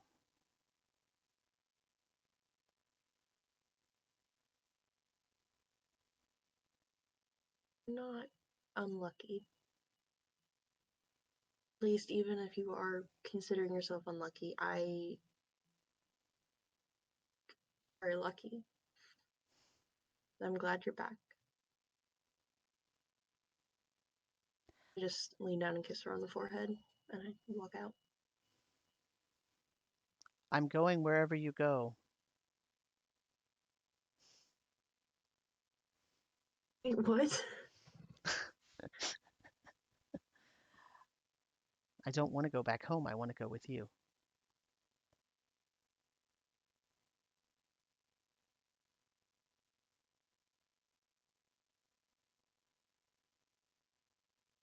Talk about it later. Very well. Now, you're staying here, For now. recovering for a moment.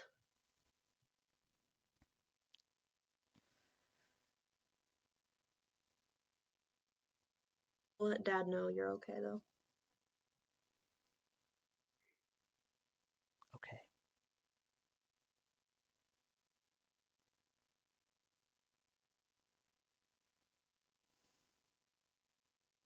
Like, start to walk out the door. She lays back down. Like, walk out. That's a lot to process. Uh-huh. When you walk out, Blaxley Chillingquest is standing next to the door. He very quickly makes as if he wasn't listening. You're not very good at that. You haven't seen me in my proper element. Back home, I'm really good. Just not good out here. It's too bright. It's like night out, isn't it? Yeah. But you're in the common plateau and he's from the dark Of plateau, course. so Yep. it's always bright. See the sunset? I think Axley lied to me. There wasn't no Didn't brilliant see it? sunset. I did find a I big saw it temple, from though. here. Have you seen the temple? It's Oh, over there. It's really neat. It's really old. There's a big chunk of coral in it. Isn't that hours away? Yep. yep.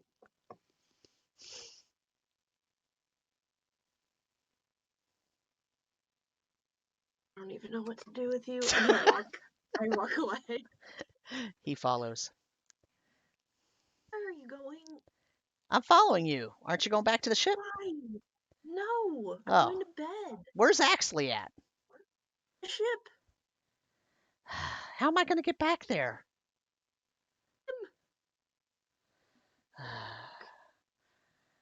I don't know how. Get some meat.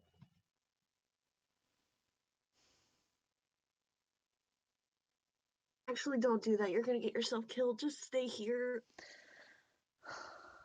All right. Fine, fine.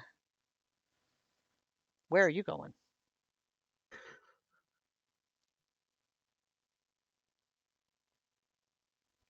I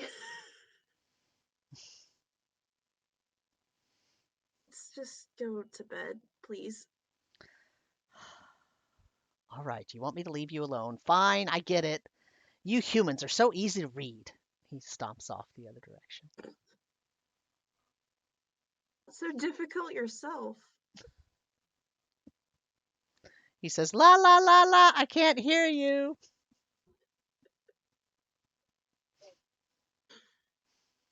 That's really mature.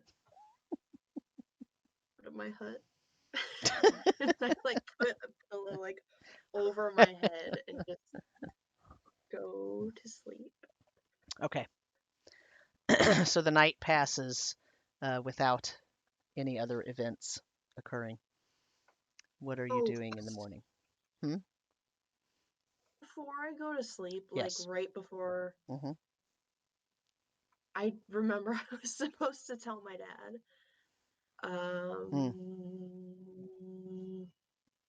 Do I actually have a spell slot for this? I don't know. I can cast it. I can cast sending at a higher level, right? Yeah, because you're going to take a long rest and get all your spell slots back anyway.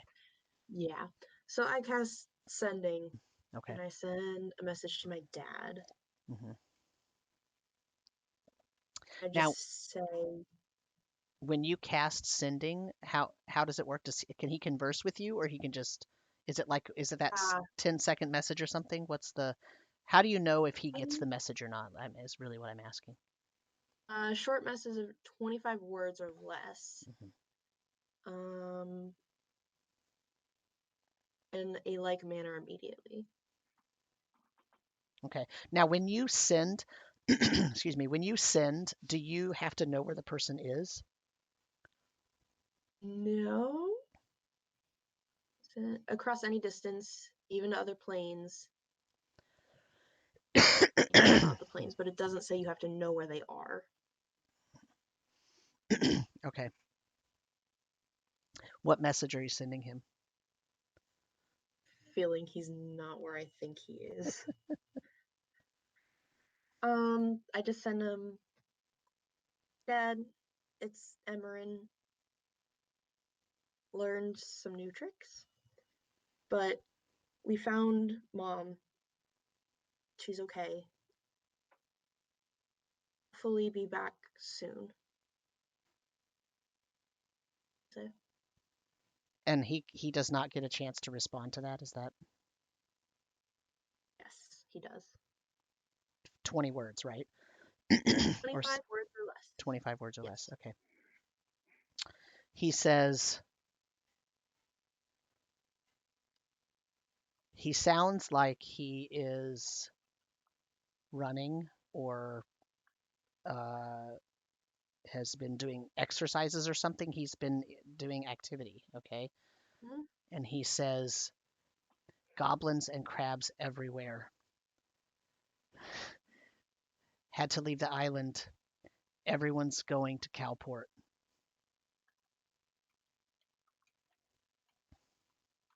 We're on a ship in the middle of a storm.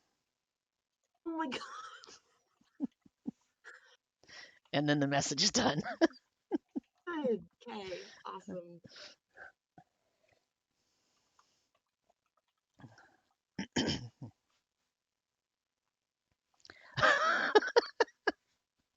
That changes things.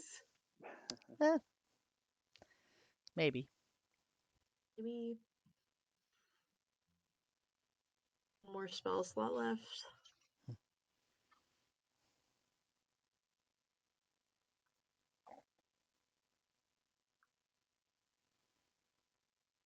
I cast sending again. Send a message to Marcel's asleep, so Khonnos.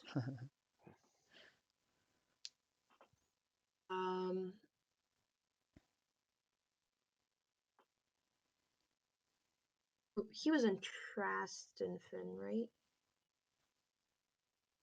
Your dad? Yeah. You have no. He was, yes, but you have no idea where he's at now. Yeah.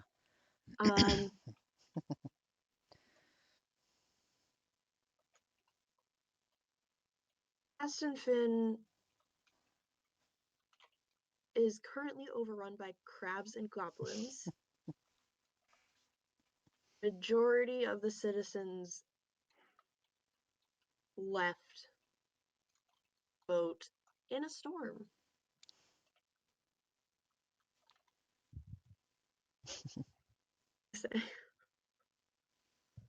I don't know if there's anything we can do about it, but I figured I should tell someone. Right. I hear the message and reply back.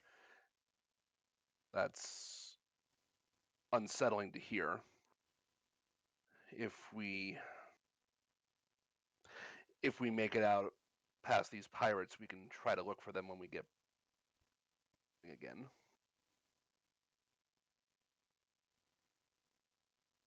We didn't make it very far, did we? We only traveled a couple days before we got off. Was it a couple? I thought it was like a week. Yeah, remember you discovered that the maps were really wrong in terms of distance. They were very, very So we wrong. really don't know. Yeah, you traveled for a week and you hit a storm and you don't really know how far it pushed you off course. Okay. Yeah. Let me see if I can find my note here about Didn't we get some information from the Haka in terms of like how far Yeah, away. general? Yeah. Yep. They also knew where more or less Calport was in terms of Mhm. direction. Yep. Yeah. Yeah, so we don't know how exactly far we are, but we do know how to get there.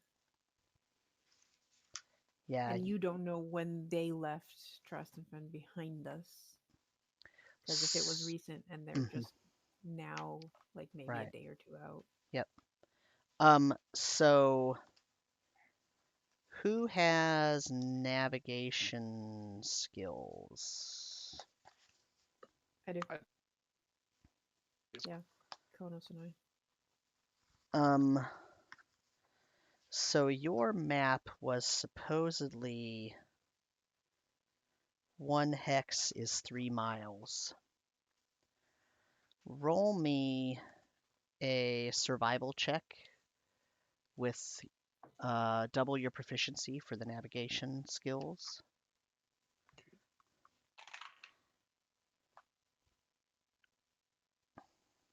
17.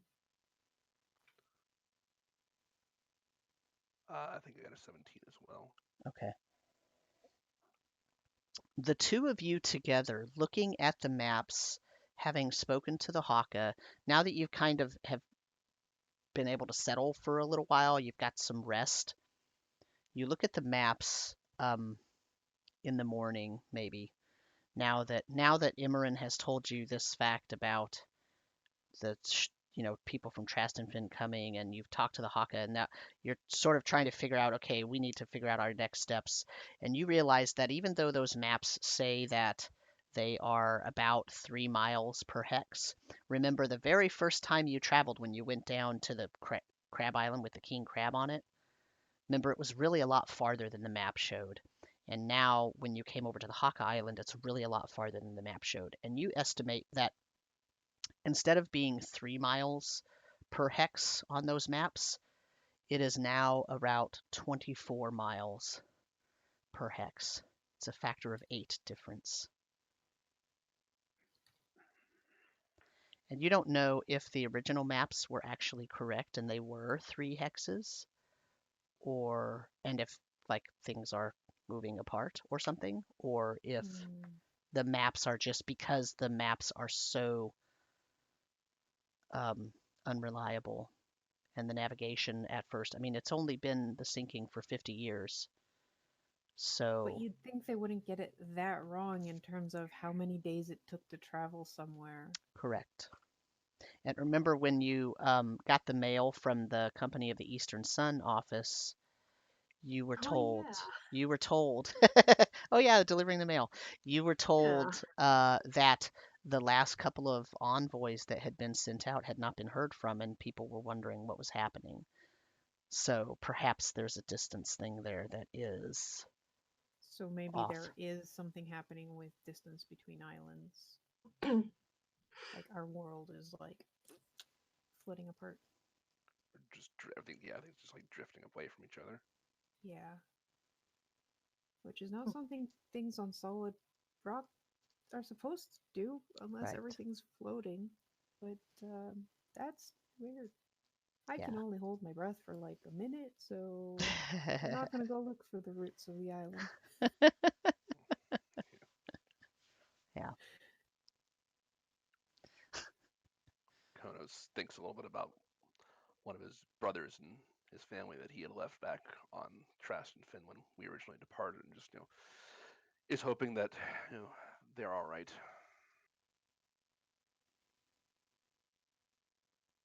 Yeah. Are we kind of fast forwarding to the next day? Yes. Yes, we're fast forwarding to the next day. Yeah, I meet up with everybody and relay what I told Khonnos last night. Yeah, we Okay. were looking at the maps. I am going to also try to prepare my spells. I'm gonna keep sending, so should I send a message? It takes up a spell slot, but I kind of feel like we should know what's happening.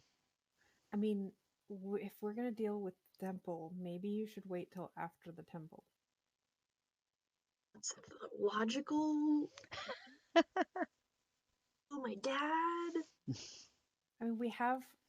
Oh wait, weren't we gonna take? Okay, so we were gonna get together before dawn and take the curiosity inland. So can we assume we did that and met Emmeryn right outside the Haka village instead? Because like we would have taken the curiosity from the ship before the sun rises. Right. Still invisible, but before the sun Yep. rises, and then go there. So Emmeryn doesn't have to make it back to the ship because we're going to the temple anyways. Right. And like going to the temple will take us 2 minutes, maybe 30 seconds if we want to take the curiosity there. Yeah. And what? It'll So take us before we what? go, let's check the book. Let's see if the writing is done. Good idea. Yeah. The what? Oh god. Yep, we did it. So we sort of figured out what that book does last night. Oh, If you write in it, it writes back, and takes a long time to do so. cool. So I So think what you asked it just a real stumper. did you ask it a question and it like answers? Well, the way it works apparently is if you write a statement in it, and then it will respond and write back essentially whether the statement is true or false. But it does not like to be concise. And I'll mage hand open the book and just kind of see what What happened on the 13th page? So the book is especially writhy. The pages are especially writhy. And there I mean, it's are also a little creepy when you open it up. yeah. There are 20 pages of proof written. And at the end, it says this statement is false. Huh. Ooh, okay. What was the statement you gave it? Leralak is responsible for the sinking. Well, no, it wasn't Leralak. It was his boss. You didn't need 20 pages to know that. Is any of the writing recognizable, like from a language? Do we know any of the proof writing? You would have to spend quite a while trying to decipher everything that it has in it. You do recognize some of the symbols and some of the words and whatnot, but it's mostly like a mathematical proof. But the variables in it are sometimes defined, and then the variables defined, and then it's 4 pages later when that portion of the proof has been resolved and it moves to the next portion. So it would take It looks like someone's notation for like a thesis, but not the final thesis, just like all their work. right. Yeah. It Okay. literally is the proof of how it came to the conclusion that that statement is false. So if you spend time trying to decipher it. It's more like a code, right? You would have to spend a bunch of time deciphering it, and then you could probably translate it into a language that everyone would understand. But at the same time, you get the feeling it also might make you just go crazy. That's for another time. In other words, it's not a something where you feel like, because but you have comprehend languages, so Axley is pretty familiar with what languages look like and how languages are structured, and this definitely is sort of more of a mixture of mathematical things and language-based notations and something that looks almost like the Matrix, coming down. And it's all in a cohesive, like, it makes logical sense, you can tell, but in terms of actually decoding it and translating every bit, it would not be something as simple as a comprehend languages. It would take you quite a few hours of studying and So it's like if one of us decoding. grabbed some astrophysics notebook and looked through someone Right. deciding if the galaxy Yeah. is infinite or not. Right. Yeah, it's like we can read it. The question is, do we actually Understand understand it. all this stuff? So Right. do you think then you have to write in the book a statement that is definitively provable, as it'll say whether it's only true or false, right? You only get a yes or a no, kind of true or false. In other words, if you put something in the book like the location of something is, it wouldn't give you the location, right? It just Well, will it would prove. tell you it's true or false, or that it cannot be evaluated. Yeah, So so, the only it's not going to give you an abstract answer. Right. yeah. But it will show you. So that's the thing, right? While it doesn't give you an abstract answer, it shows you the proof of how it knows that thing is true or false. Uh-huh. But it can only say true or false. So if you put a question, it's not going to answer the question. It's just going to. Correct. That's It right. only takes a statement and decides well- if it's true or false. Okay. It'll ramble for a lot, and then it'll say in conclusion yes or in conclusion no. Yeah. Right. Yeah. Yeah. As far as magical items go, that's a lot of work to put into knowing if a statement is It's true only or true or false. false. Yeah. But Yeah, It's on one thorough. hand, it's incredibly thorough, but on one hand, it's very limited. yeah. I wonder how long it actually took to get through the 20 pages. How long did you wait for it to fill it out? They only waited for like 10 minutes, 10, 20 minutes. And 10-20 minutes was like 4 pages. Hmm. That's a lot of time. All right. Well, interesting. I still think that was you could have at least asked like if Leralak's But why don't boss. you ask? You ask it. I think we all will get a question. Seems like everyone can use it once. Is that how it works?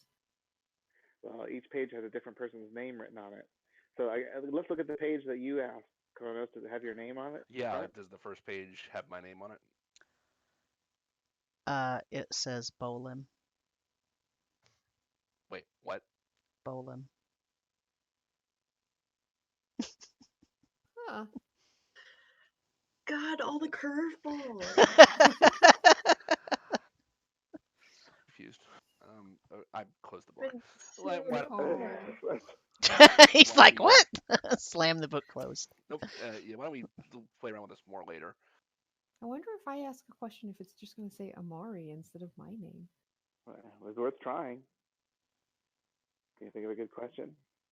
What do we need to know to prove? I have questions. Hmm. I have a lot of questions. What if we put the sinking is reversible? Can I add to that? Sure. The white axiom can reverse the sinking. Or, What? conversely, the white axiom destroys the common plateau. What is white axiom? Wait, what?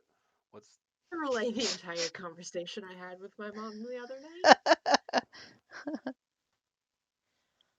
So, just adds like I think actually Matt was away for much of that conversation. I had to step away from it. That means you'll have to I- explain it to him.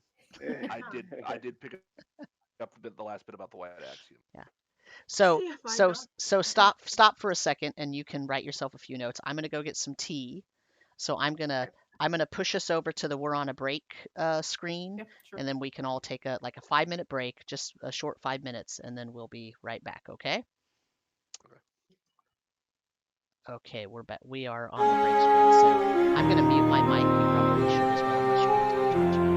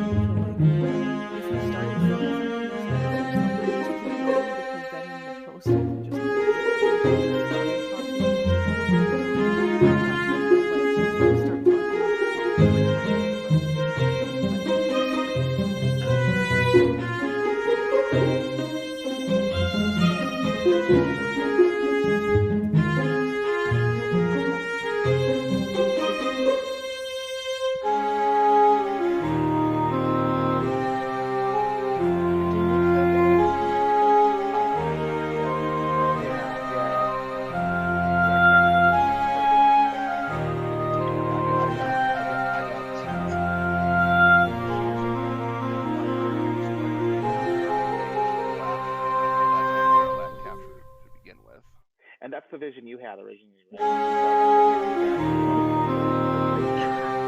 So I have the bit of a book. That's the weird part is I'm starting a conversation about the book of proofs because this book of proofs is different than the rest of my playthroughs. So I was like, there's two. I was asking her about it and she was like, yeah, the white axiom says there's one.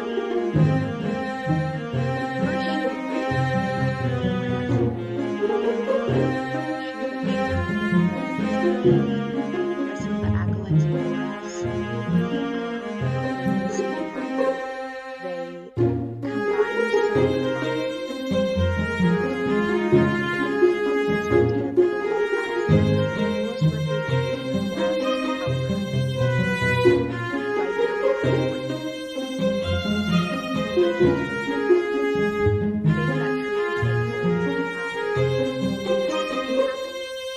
which is why I was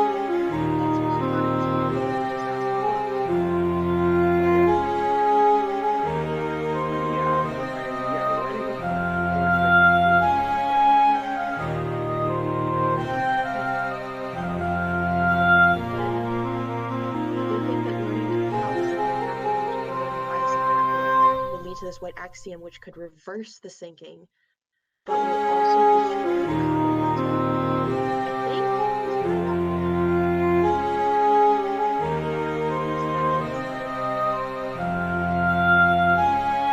This was something like what the acolytes strive to obtain, but she now thinks it's not a good thing and it's actually very, very bad.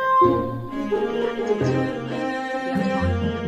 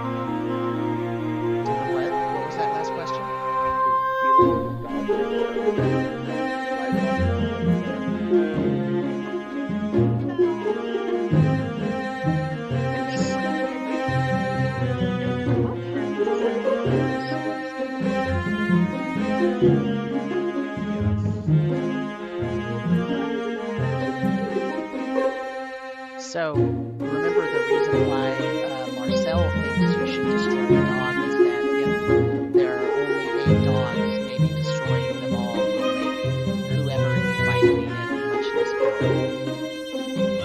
That was the theory that they were thinking. That we know that there's a second one.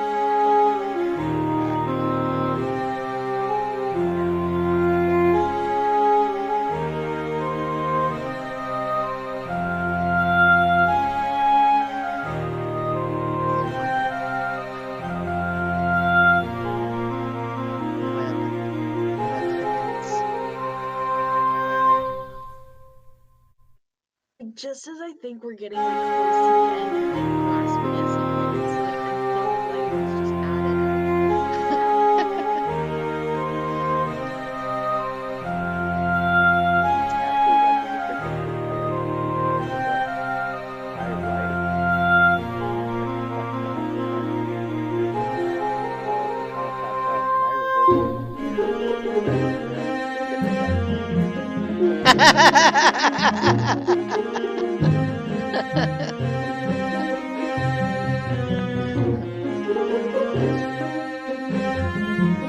Okay, I'm gonna push us back over to the main screen, out of the break screen, even though Karu's not quite back yet. So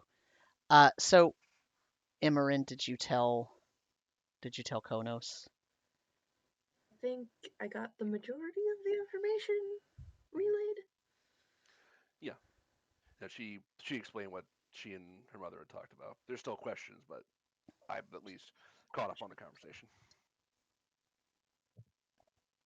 Did she tell you Blaxley was right outside the door when she left? Oh god, yeah, that's right. I should write that I down. got that. I was back for that part. I don't know if you told us that. I know we're gonna look for him in the morning. Yeah. He was with. No, he stormed off. Yeah, he did a I'm gonna take my ball and go home. Emmeryn kind of did the same thing, quite honestly. She was just fed up. He was, you know. Yeah.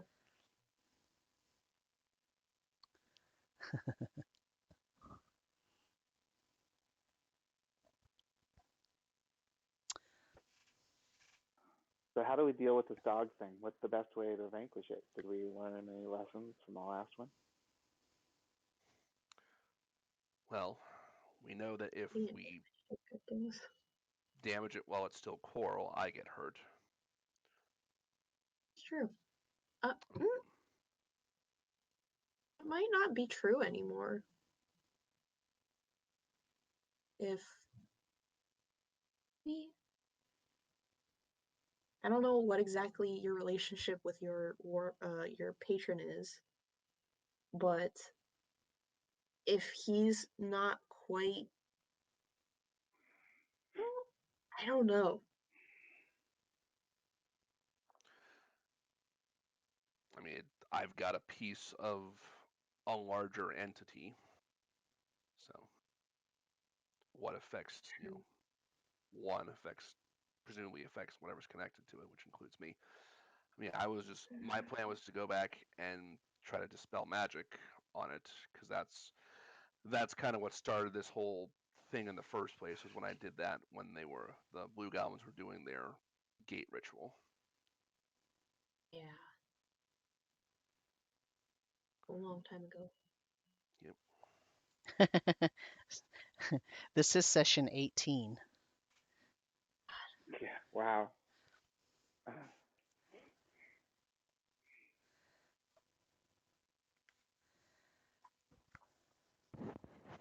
So you're gonna do a dispel magic, you're thinking.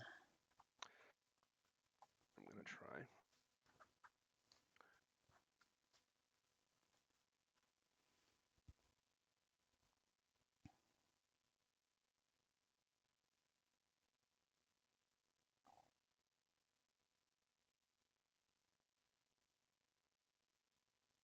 Like reacquaint myself with my character. Yeah. Oh, go for the ring.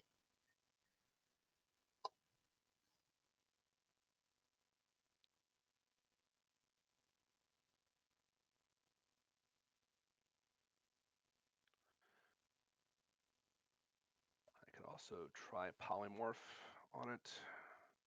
Mm. And if all else That's a fun. fails, if all else fails, I could try the gate spell, but I don't know if that will be like to try to draw the creature out from this sort of shell it's in. But I don't know if that'll be successful either. Yeah. If there are any like magic users among the hook, that are still left, I would want like one of them to come with us just to essentially get a second opinion on this thing.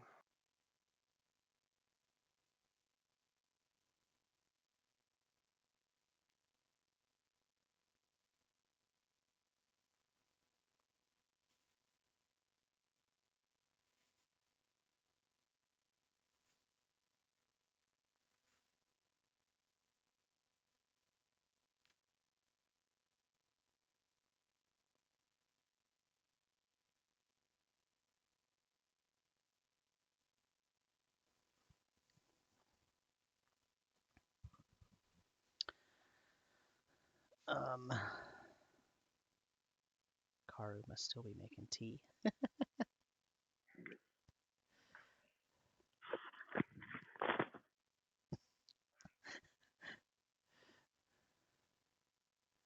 That sounded painful.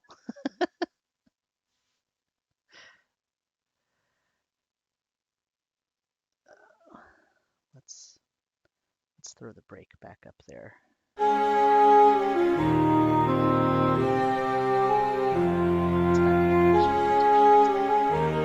Part of the reason to do that is that the gray screen doesn't usually work, so it's easy to see what's really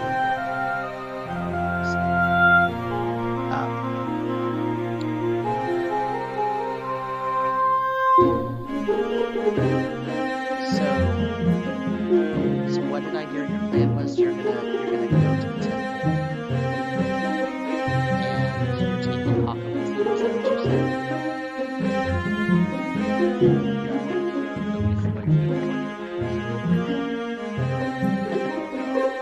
you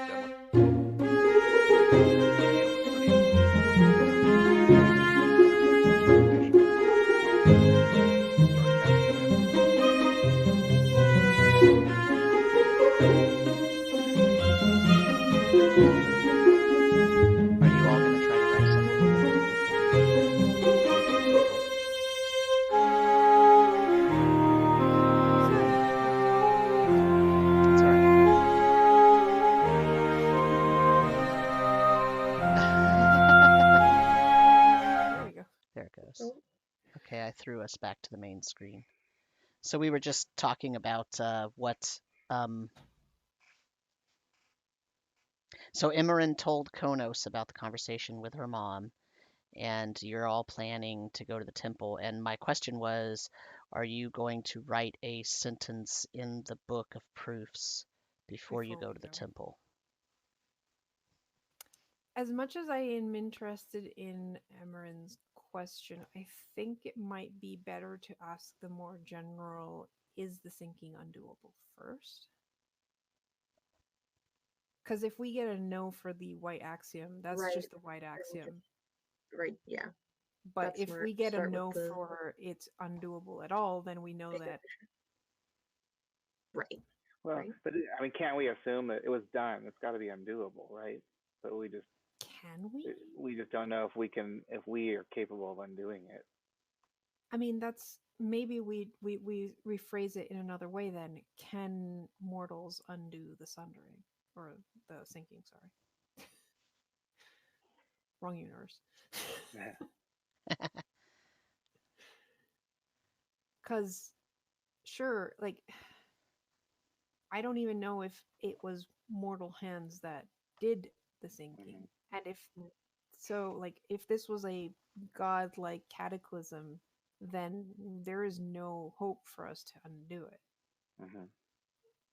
But if this was some kind of magical thing that happened because someone decided to wiggly magic shit, then maybe it can be undone. So we put the statement in the book, mortal a mortal can undo the sinking, and then see whether it's a true or false statement. Because honestly, I don't really think we can necessarily, but can any mortal Yeah. at some point, given mortal I'd be- limitations, undo it? Right. I'd be okay with that question. Should I ask it? I'm kind of curious to see what name shows Yeah. up.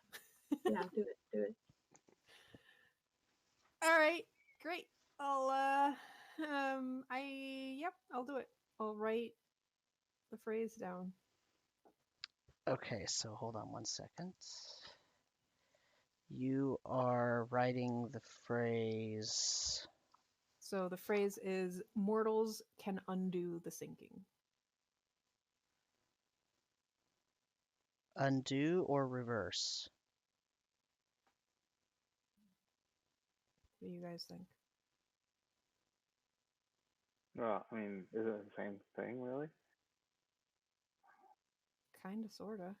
I guess reverse I would, was gonna would say indicate the whole like returning things as to how it was. I mean, yeah, reverse, because we don't want to just stop it, because stopping it is still the disaster has happened. So we want to, Mhm. yeah, we want it to be reversed, go back to the world, the plane to go back to the way it was. Okay, so mortals can reverse the sinking. Yeah. Okay, yeah, that'll be it. Then. Okay, and Marcel is writing it. Yep. So you notice how are you opening the book? Are you having Khonnos do Mage Hand again? Yes. Okay, you notice when you open the book, it looks empty again. But now there's 14 pages of just a name on the top of each page. So if you wanted to go through everything, you'd have to do it immediately before closing the book again. Right. Good to know. I don't think I could have read that. No, Stupid. nah. I guess we just have to take the book's word for it. And honestly, I'm pretty sure it wasn't Leralak. It was Leralak's boss. So I'm in agreement with the book. So Yeah. and yeah, Okay. then I'll take a quill and write mortals can reverse the sinking on the 14th page. Okay.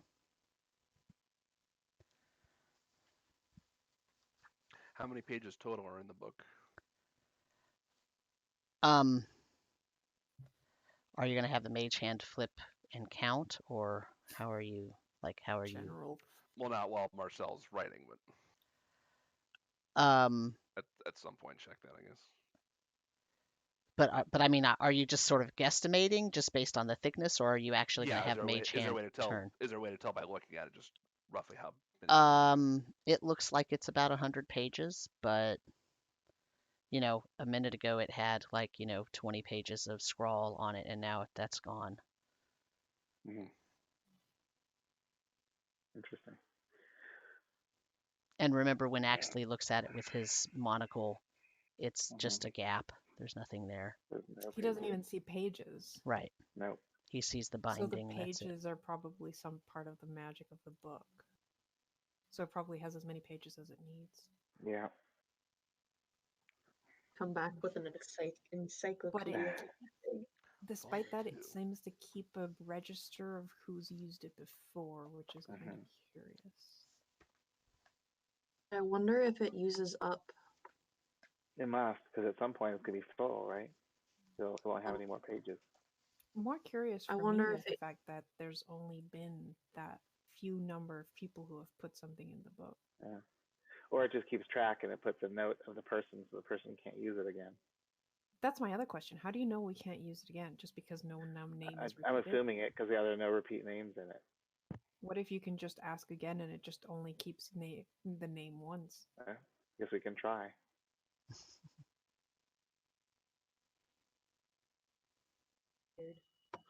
Did it start writing after I finished my statement? Yes. Yeah. From the cargo hold, I'm going to get a burlap sack and some twine. We're not in the cargo hold. Oh, we're not? We brought the book with us? You're in the... Yeah. Yeah, because we brought all our valuables inside the Curiosity. Okay. But we're in the Haka Village. I mean, the Haka Village might have a burlap sack. Yeah. That's what you want. Or you And can some just put the water book skins. inside. Or put in one of the 2 bags of holding. Yeah, Yeah. and some water skins or water gourds or whatever the Haka use to hold water. Yeah. All right, so let's take the curiosity and go to the temple then. So what's the plan of attack? We're just gonna walk in there, and then what do we do? Just So, did you close the book, or are you leaving it open? I think we closed it. well, it's writing, so you want to leave it open Yeah. so the writing continues. It was Well, closed yesterday. he didn't it? closed it when, yeah, he closed it last time. Yeah, and it kept Oh. writing after I closed it. Okay. All right. But just don't let it sit too long, or you might lose whatever it writes down. I mean, Is it I like suspect doing it a probably waits until you open it again and read the statement before deleting everything. At least that's my guess. Yes, cat. Is it doing like another multi-page? Oh answer, yeah, or- yeah. It's not like super fast. It's actually like a person writing. I mean, it's not super slow, but it's not super fast. I just We watched can- this for a minute and go, do you think someone somewhere is just writing down all this on I'm just forcing this guy to do this insane cosmic math for us? Wonder if Toddeus has anything to say about this. I'm sure he has Yeah, that's a plenty good to question. say. Is it useful? That's the question. Mhm. Where's Blaxley? Are we taking we him with didn't- us? Did he show up? Did anybody ever find him? I mean, he came back last night and then threw a temper tantrum and stormed off. That sounds like him.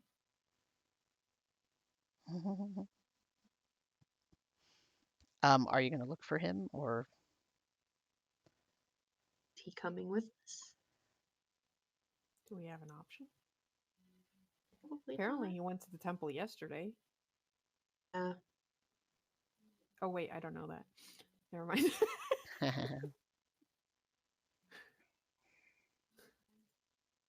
Yeah, let's I don't know. He's either gonna show up the moment we all pile into the curiosity being like, yay, curiosity, or he's not gonna show up and we're gonna arrive at the temple and he's gonna be there somehow. Is he more dangerous with us or not with us? Is the question. Not with us, probably. I mean, he hasn't actually done anything. Besides Not yet. just creep around and listen around corners. I look around a random corner. I don't know. I don't exactly trust him with like the information that he has. Is the other thing. No. Like he knows quite a bit. Yes. Yeah. Okay, And we don't know what his what he knows and what his intentions are. Right. Okay. Well, it sounds like we want to know where he is, so I'll take 5 minutes and change the view and try to find him with that. I was not expecting our that. fault. Okay.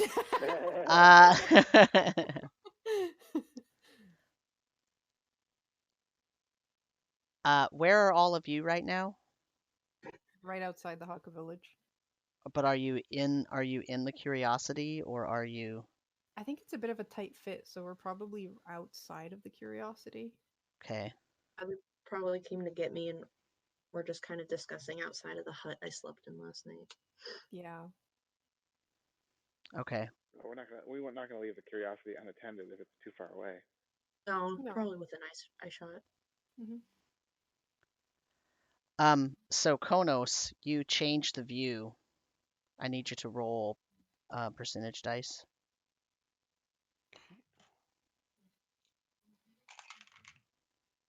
Fifth.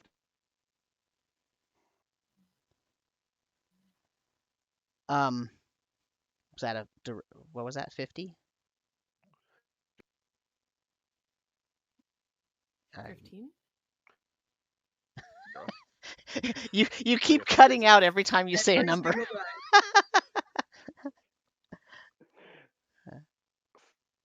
Say it 3 times. Say it 3 times slowly.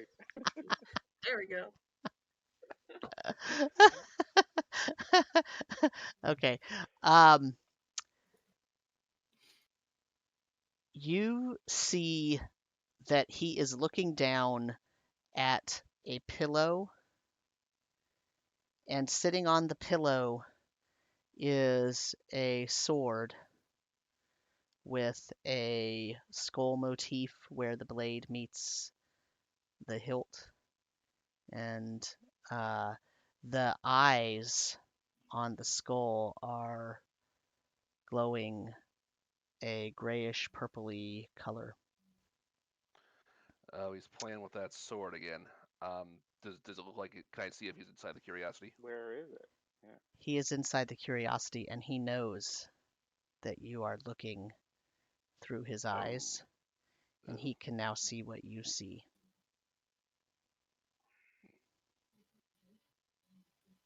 Yeah, I'm gonna go get back in the curiosity.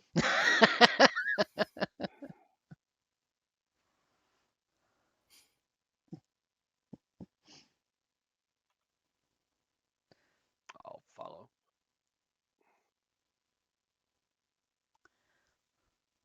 What are Marcel and Emmeryn doing? Yeah, we'll follow.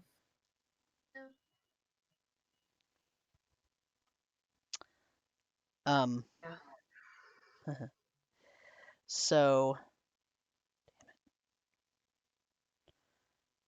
when you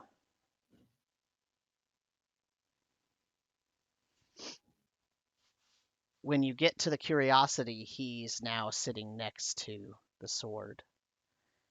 And as you open the hatch, he says, "That's a really neat trick, Khonnos." Yeah. What are you playing with there? It wants me to touch it. Don't. I don't want to, but it's really enticing. I think Axley should touch it. I don't think so. I don't trust it. I know, but it won't be satisfied until one of us touches it. Then it can get used to What being does it want? disappointed. What do you know about it? What does it want? I think it wants to be owned.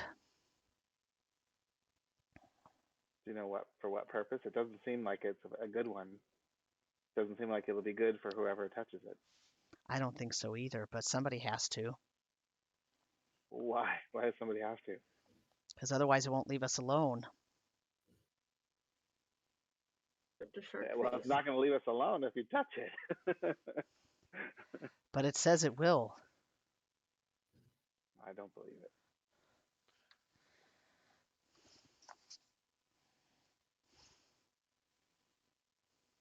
Yeah, By the I way, don't know. how's the magical sunset? You lied.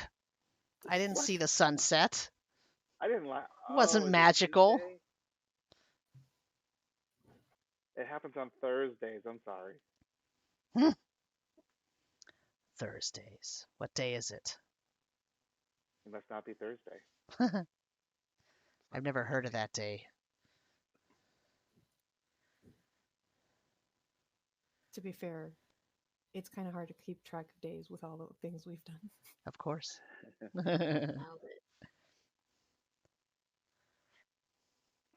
Well, you want to come kill a crazy coral dog? Are you want to come touch the sword?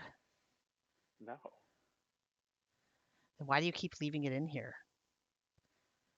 We don't. think It decides yeah, to get in here. It likes goes to where it wants follow to go. us.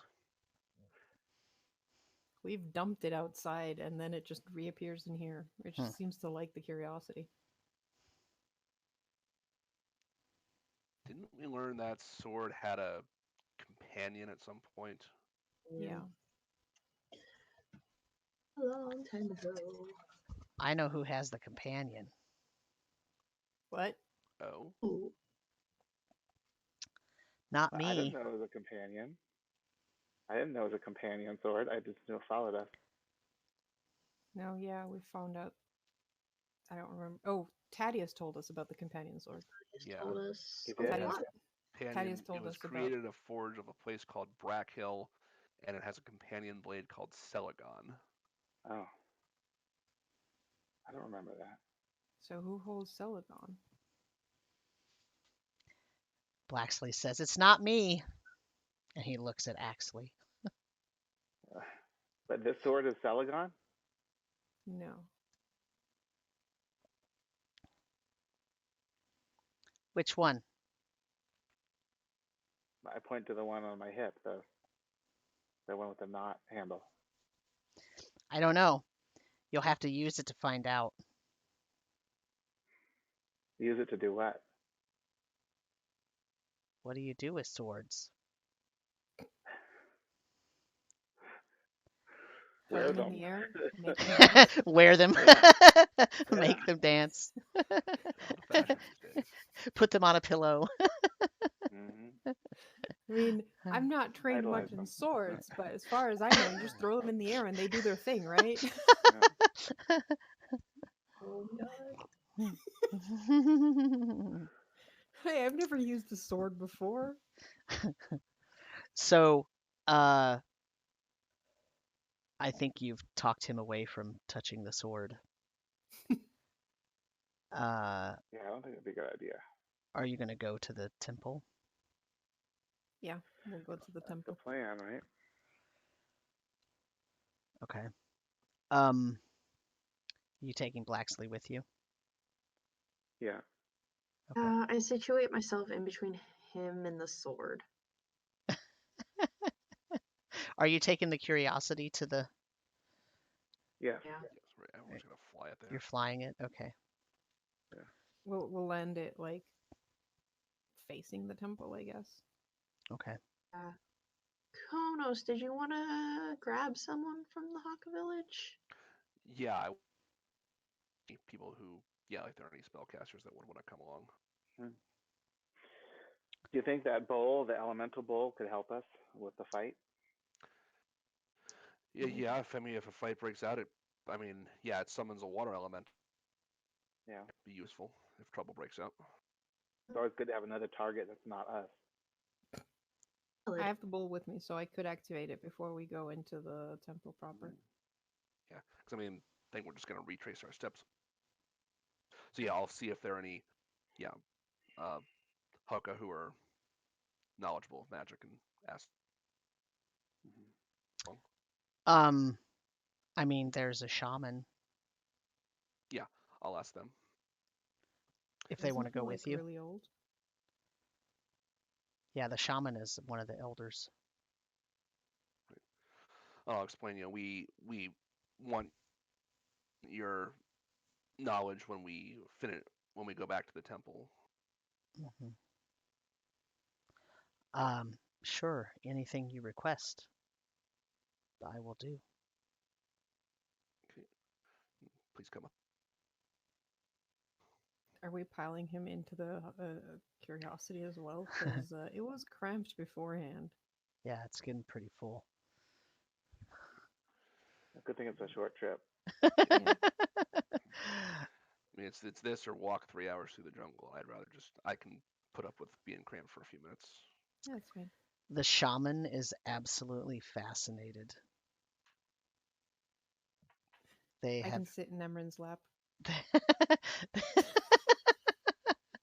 I don't care as long as nobody touches the sword. Are you Who's are gonna you give telling... him the safety talk? By the way, are you telling Reyla where you're going, Emmeryn? Oh. What Not... she said last night has got me a little nervous, so I'm just gonna. I told her we were doing stuff. We were taking care of business. Okay. It's still like relatively early, so I'm kind of crossing my fingers that she's just still asleep. Okay. All right, so you all pile into the curiosity and you fly it loudly, but invisibly to the No one can see to us. the No one knows where we to are. Defeat the purpose a little bit, but it's Airplane goes overhead. to the temple, and you land, and everybody kind of piles out of the curiosity, and it looks just like it did when you last saw it. How's the soil outside the temple? It's not as wet. Remember there were a whole bunch of like mud puddles and whatnot. Those are Yeah. gone. It looks like there's grass regrowing now. It's a little It's good sandy fertile still. soil. Yeah, looks like it. Okay, I'm gonna scoop it up and put some in the burlap sack and put it in my bag of holding. Okay. The entrance to the temple is still exactly where it was, and the big hole in the wall is still exactly where it was. Okay. So it's just, if you want to just retrace your steps, you can probably do that pretty easily. Yeah. So Did we take the lens that was in the antechamber? We did. Yeah. Mhm. we Okay. did. I think Alright, that's the good. one I messed with. That means I don't have Mhm. to worry about entering that antechamber with the amulet on. Mhm. Is Blaxley coming with us? Yeah, If not, we'll tell him to. Okay. yeah, he's coming. And the shaman as well. I would Um, say Khonnos, maybe make sure the shaman stays at the very back. Yep. Yep. Okay. Blaxley have a weapon? I have my wits. Dear God. I hand him a dagger. And if you're anything like me, those are twice as deadly than any sword. I hand him my like crossbow and crossbow bolts because I never actually use those, but apparently I have them. He takes Yeah. everything everybody hands him. Yeah, I'll hand him a dagger. I have two. Okay. And you're in charge of keeping the shaman protected. Oh, okay. That sounds good.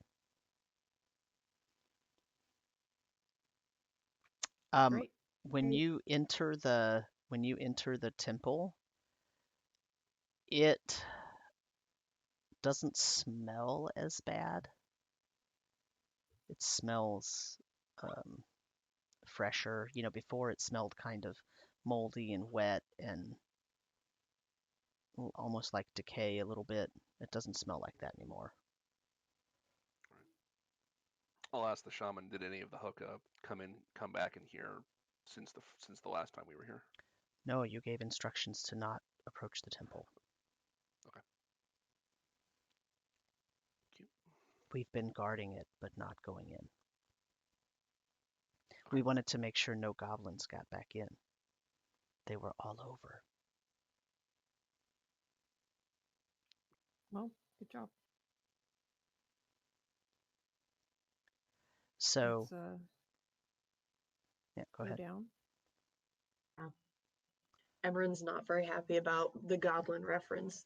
They're all over the place. Mm-hmm. So Well, she's just forging ahead, like just straight. remember when you left, they were like, you found a bunch of Eggs. incubation eggs and all that. So you're going right down to the main chamber down there. Mhm. Okay. You get to the place, that room where that sort of 10-foot wide hallway that had the words of the spell, the chant in it. Mhm. Those words are still there. They are still embossed into the wall. But they haven't, because remember that was the first time that you saw. Actually, let me open it up and I will tell you what it says, just to jog your memory here. Remember that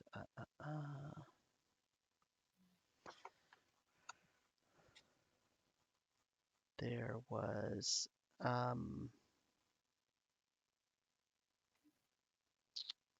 it said down at the bottom, that's the first time you saw that it says, bring forth your watery souls and I will let you live again. Join me and I will give you power beyond your dreams. Shamasa has foretold it and it will be so, and that was signed by Leralak. That area was the first time that you saw that watery souls reference, and you got confirmation that Leralak, and that's when you sort of remembered, oh wait, didn't we have that name before? And that's when it all sort of came together. So this was the first time that you saw that. That name and that inscription is still there, along with the, all those numbers. I'm gonna turn to Blaxley and say,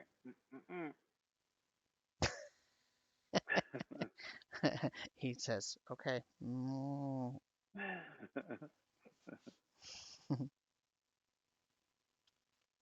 And the doors to that room are closed.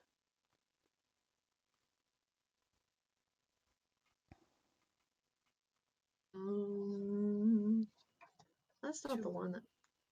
Which room? To the room that had the big gate and the Oh, okay. altar. Oh, right. Yeah, to move the braziers. And then we have to move the. Right. Yeah. Let's do it. Yeah, so I go up Goes to the back in first place. brazier and just push it I'll go to back the into second. place. I'll go to the second one. Okay. Push it. So that opens up for you. And you can now get down to, remember there's a huge long passageway, and then it sort of turns, and then there's a set of double doors. And that leads into the room with where the dog coral altar was. Okay. And those doors are shut as well. Did we close all these doors? We definitely closed the one up top. I remember that. I think we did just close everything just to make sure nothing came back out. Is this the door that had like all the multiple locking mechanisms on it? Yes. Okay. Axley used the chime previously. Yeah, do you I still, think, do you still right? have that? Yeah. Can we not get it open without it? Is it locked shut? We might as well try it normally. Open it. Can I just gonna, because again, it's been so long since we've been here before. I don't remember if we did this the first time. Yeah, I want to just look over the door and the mechanism, see if I can find like a way to open it, like a switch or something. Yeah, the doors feel loose, actually. Like they're shut, but they feel like they're not very sturdy anymore. Oh, I'll just try to pull them up and then. They open right up. Okay. So I'm gonna read to you the way the chamber looked before, and then I'm gonna tell you the differences. Okay. Okay. So Good. the chamber before it's a large rectangular room. It's about 60 by 90 feet, so like several meters, right? Multiple meters. There are 4 large braziers, 10 feet from each corner. At the time you were here last time, they were glowing with blue flames, and that was providing some light into the room. They are not lit now. And the braziers before were also providing some heat, and the room was extremely hot. The room is very cold now. There are pillars. There are 4 big, thick pillars in the room, and they are carved with, or they were carved with the likenesses of multiple types of creatures. The pillars seemed like the things carved out of them were made of mud. These were, crabs, octopi, turtles, seahorses, squids, whales, etc., etc. Now the only thing carved into them are crabs.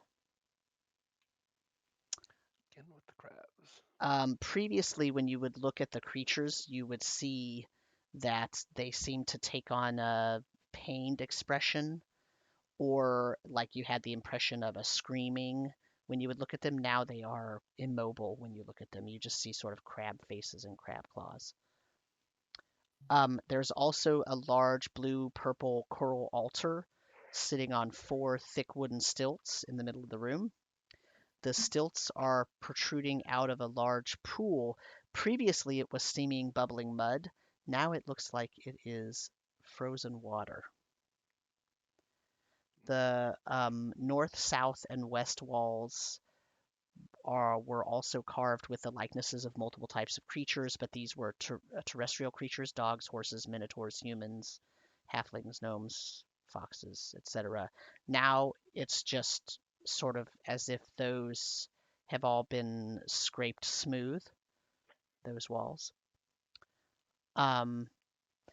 Previously, the mud from the pillars and the walls was running onto the floor. There were just always constant seepage, forming sort of sludgy areas leading into and filling the boiling mud puddle in the middle.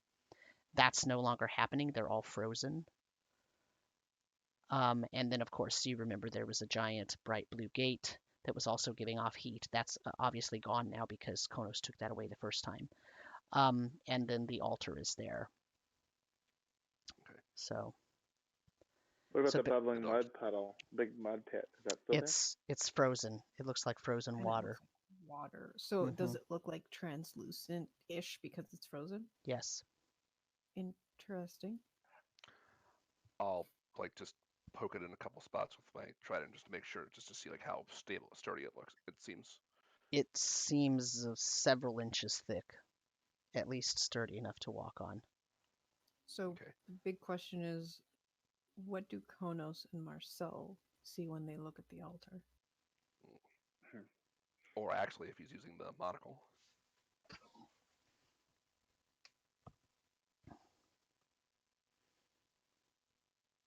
Um,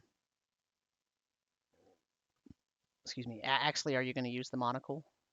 Yeah, absolutely. Since last time I saw the creature. You see what looks, when you look through the monocle, it looks like a statue very similar to the dog statue that you saw in Leralak's chamber. Okay, I see another dog statue like the one in Leralak's chamber. Okay. Do Khonnos and I see the same thing, Yep. or do we just see the altar? Okay. Yep. You So see, it's not moving like last time, because last time it was like chained, but yes. actually Last active. time Now it's there was a haka there on it. It was a shape of a coral altar, and there was a haka on it. And one of you, I think Emmeryn, had tried to release the haka and tried to hit the chain that was chaining the haka, and it hit the coral instead, and it hurt Khonnos. It caused damage to Khonnos. And one of you, or several of you, I don't remember who saw it first, but after that, when you looked at the coral altar, it looked like a large four-legged beast with lots of spines around its neck and along its back. I think it was Khonnos first, I definitely saw it. Yeah. and then I saw it when I put on the amulet Mhm. that we took from the goblin, the blue goblin. And it Yep. said to Khonnos, "Release me." And now instead of that actual like live dog, it's just a statue of a dog.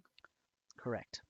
Very Yeah, much it's like just a big frozen dog statue. Job done. Let's go. very much like So the the one that you saw in the Chamber of Eyes. so We the saw actual one of altar these. isn't. So the actual altar isn't there anymore. It's just this dog statue. No, Emmeryn actually sees it as the coral altar still. Oh, okay. And if Axley takes away the monocle, he sees the coral altar. But you and Khonnos and Marcel see it as the dog statue. Okay. We've But seen it one doesn't of look these like it's much of a statues. threat.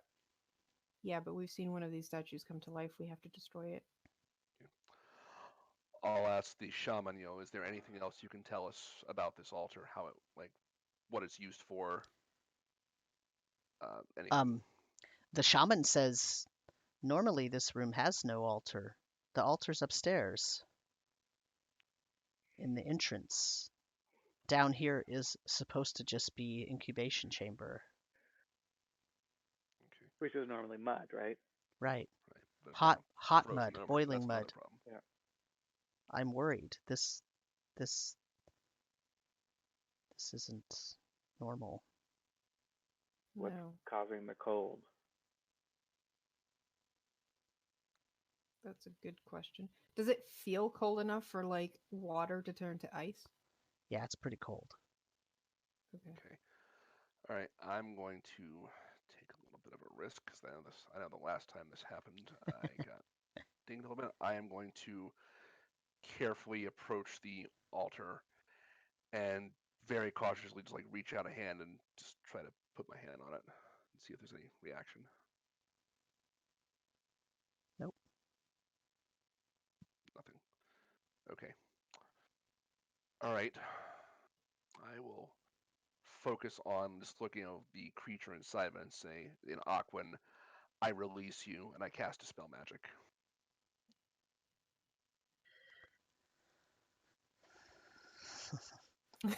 Um,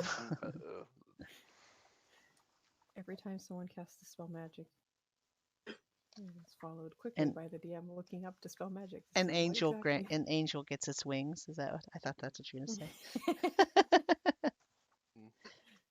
How does the spell magic work again? I couldn't remember what kind of save it is. I don't think Oh, it's It's not a It's save, not a it's save. just It's if you make a check. Yeah. So I'm essentially casting this at 5th level. So if there's any 5th level spells on it or below, they are automatically dispelled.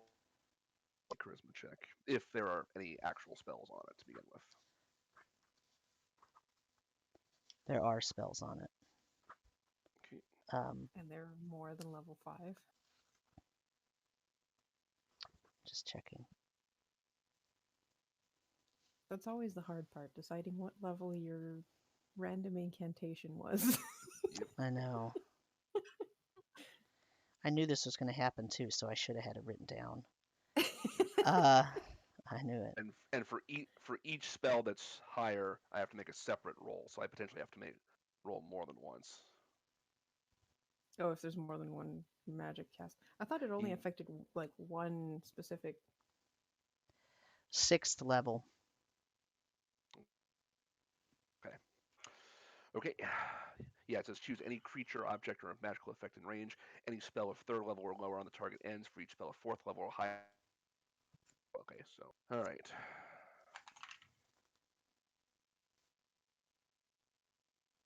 $18. And the DC would have been 10 plus the spell level.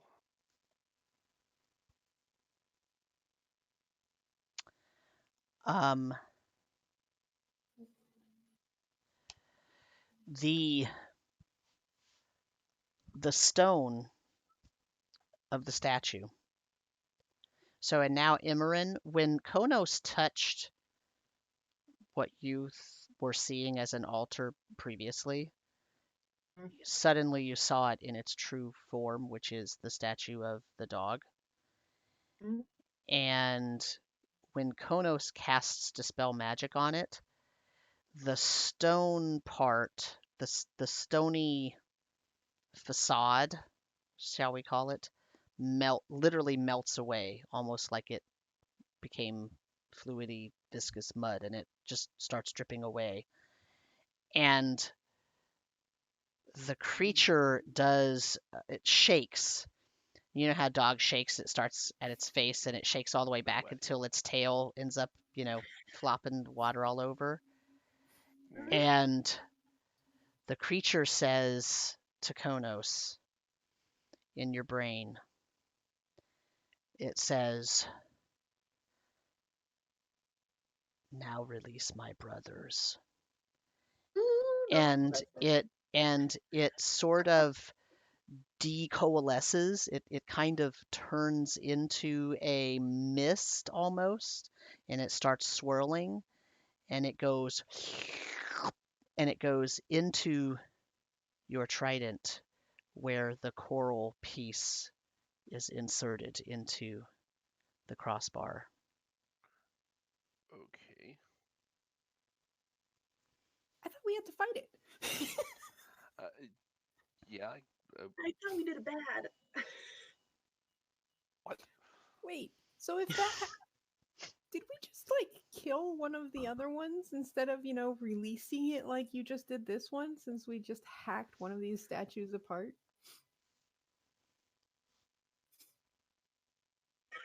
We're all just dumbfounded. I was so prepped for a fight. I was like, I'm gonna do this and this. Nope. Well, the last one in Darkport wasn't killed, right? Didn't it turn to stone? Yeah, and then we Yeah, chopped then it up we to bits. Smash it. Oh, you smash chopped it up. Yeah. Oh. We have the Okay. pieces. I don't have the pieces. Just the look of oops on Khonnos' face right now. Does anything? It has brothers. It has more than one. Okay. Does Aside- anything change in the room when this happens? Yeah, the ice starts rapidly melting. Oh, Let's go. wow. Oh, okay. Wait, go? Well, I want to at least get off the pedestal and then on the other side before the ice melts. That's fair. Well, that didn't go how I thought it would go. No. Khonnos, what the fuck? Oh, Khonnos, like, do you feel any different? Do I feel any different? Do I get any Do other you feel like vibes you off want of to it? bound? Do I get any? Do I feel different, or do I feel any different You- vibes coming off the trident? You feel like you are connected to your patron again. And Bolum is there. Oh, welcome back, friend. I was waiting for your return. It took you long enough. I'm sorry, we had a bit of a journey. You know what would have shortened the journey? Casting think I do. Gate.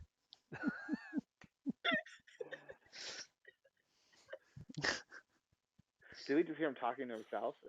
We don't only hear like one half of the conversation. No, but you hear Bolum. Oh. You all hear Wow. Bolum. And in fact, the shaman is like freaking out. The shaman doesn't have any idea what's going on. And is obviously scared. And is just looking sort of at Khonnos to try to get some sort of explanation. It's all right. We've removed the presence from this temple. It should now be safe to be used again. Emmeryn doesn't seem so sure. Yeah. There's still writing on the wall by Leralak, or was that up above? That was in the Yeah, end, That was right? above. It was up there. There's some in here too, but that never got finished, remember? Right. And the And writing then- in here was the whole Shamasa Hexeed stuff. Right. But also behind you, there's also, remember where you made the goblin carve into the wall, I will not cast Oh god, whatever. That's all still there too. Yep. Might need to fix the walls a bit. yeah. Right. I mean, need to tide it up a little bit, but it seems like if not, things will get back to normal in here. At least we got rid of the fake altar dog thing. Way too easy. You don't Feel hear like- like two voices in your head now, do you, Khonnos? No. Okay. Just checking. It would be really bad if anyone had like weird voices in their head. I don't know what you're talking about. I'm just saying, boy, we could have just done. We could have just done this the first time we were here. You were almost out and unconscious because of how hurt you were, Yeah. and out of spells. So we Right, couldn't have yeah. done this. Right, but I'm saying like, if we had rested here. Yeah, before we that's left. fair, but we were tired and exhausted and just wanted to get the fuck out. True. All We right. also had two goblins, one of them unconscious and one of them absolutely watching our every move. Well, now that I can ask him, where did you? Why was I not able to communicate with you until now? Once we went to Darkport. I can't go to Darkport. You think you could have mentioned that before we arrived? I was hoping you would open the gate and we could bypass it. I can't go through the plateau's edge for some reason. Hmm. All the gates closed, remember? All of the ladders. It sealed the Green Plateau as well, remember? This is what I was trying to tell Khonnos. Just gate us out of here. But perhaps maybe it wouldn't have worked. But I think it would have. We could have gone after the other 8 of them. Well, there's now Hey, one crazy 7. demon dog at a time. So hold on, what exactly happened to the demon dog? Did you just eat it, Volan? No, I put it back in its house. Where's the house? Well, that's a long story. I'm not quite sure. I just have a feeling. But it's not on this plateau. So Okay. I hold sent it away. What's the short version of the story? Hold on. Didn't you say to begin with that we had to fight the dog? Yes. Yes. So That's not what happened just now. yeah. So I know. But I was wrong. Great.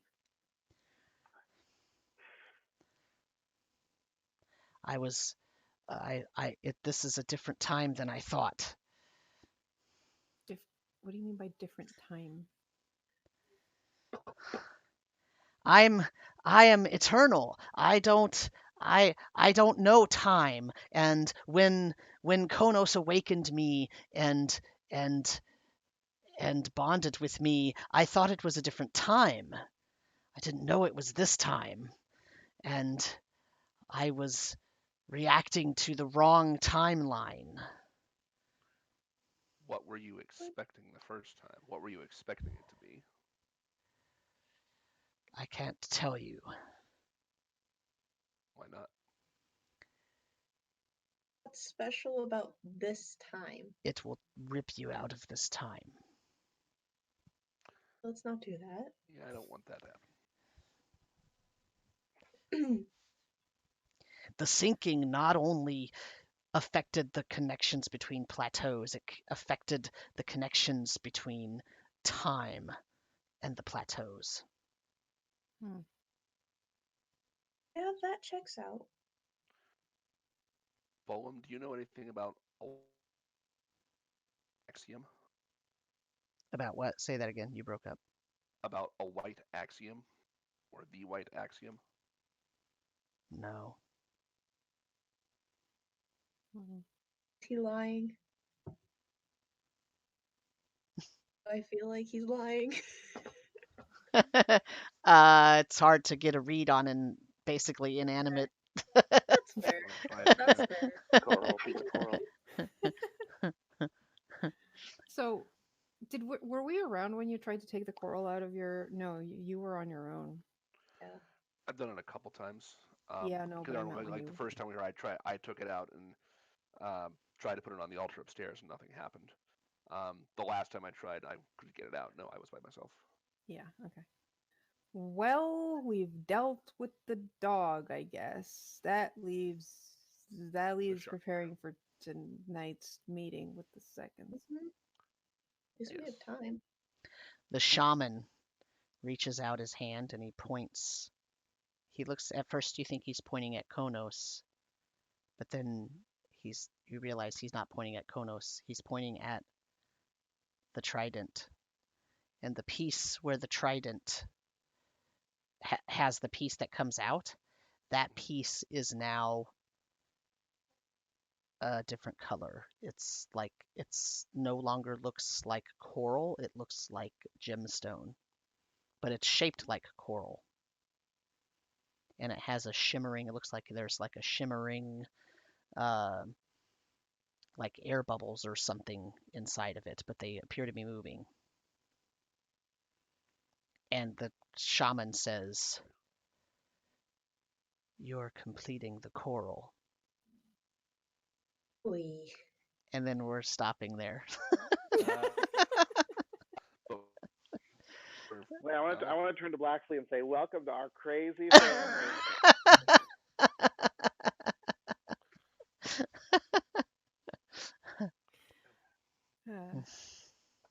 One of these days I will not nearly spit out my drink when I go to drink tea.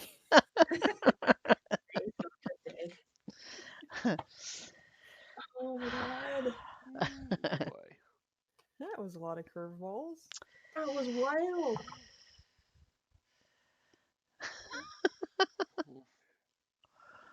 You're just making this crap up as you go. There are some very specific pieces that I already know, but yeah, some of it is just out my ass right I there. mean,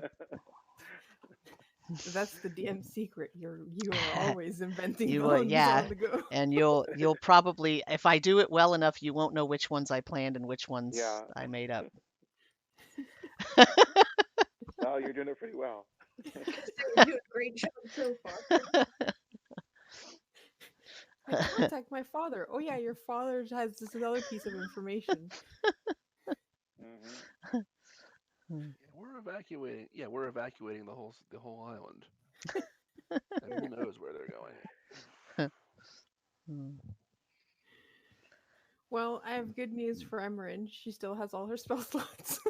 Yeah. You actually do. You can have a long conversation, which Yeah, probably will raise more questions than it answers. probably. Yep. You have more than one text message that you can send. I think this session gave Matt a headache. It's starting to. Yeah. I'm just amused that I managed to once again put off the duel. I'm not sure you'll be I'm so just lucky next time. I don't think I'm so. just really curious to find out what name is going to be in the book that Marcel wrote the question on. Yeah, me too. Yeah. Yeah, my biggest realization in the like weeks was like, yeah, Marcel isn't giving up the sword. They're too attached to it at this point. Like, no, no. To the death seems perfectly fine for him because that's the only way he's letting go of the sword. Hmm. Also, I can't help like I'll admit I wasn't quite sure how Marcel's like gender fluidity was gonna work because I myself am not gender fluid, Hmm. but absolutely every time I thought of the duel, it was like, no, Marcel is a he now. Hmm. It's a very like odd kind of thing. Sometimes Hmm. it's she, sometimes it's they. It's mostly they, but like for the duel, it was like, no, it's he. It's he now. Well, it's confusing as shit to me.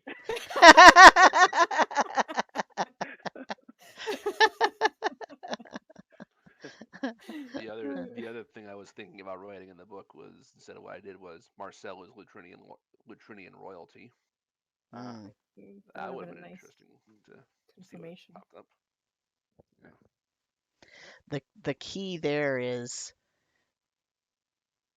if you believe how it answers you. Yeah. And if you don't, you have to actually study the proof and try to decode it. And if you study the proof and decode it, then it will presumably show you how it got its answer. I So, suppose it's a good way for a book like that to like prove that it's actually doing what it says it does by I mean, giving you we could proof. always run a test, right? We could ask it a fairly simple question that would have a proof that would be reasonably easy to solve.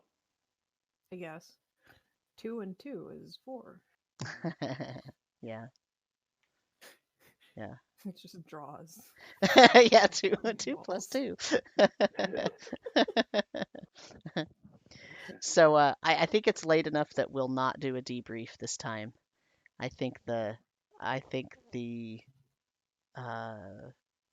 debrief is you all sort of thinking about what the heck's going on and trying to suss it out and figure out, okay, which of these things is actually important and what do we have to actually deal with. Every time I feel like I know where we're going. You're going to Cowport. Since day one we knew that eventually. Yeah. It's Eventually. just noodly Mhm. We're right gonna go there. another 8 sessions and still not be in Cowport. Session 48. Yeah, There we go.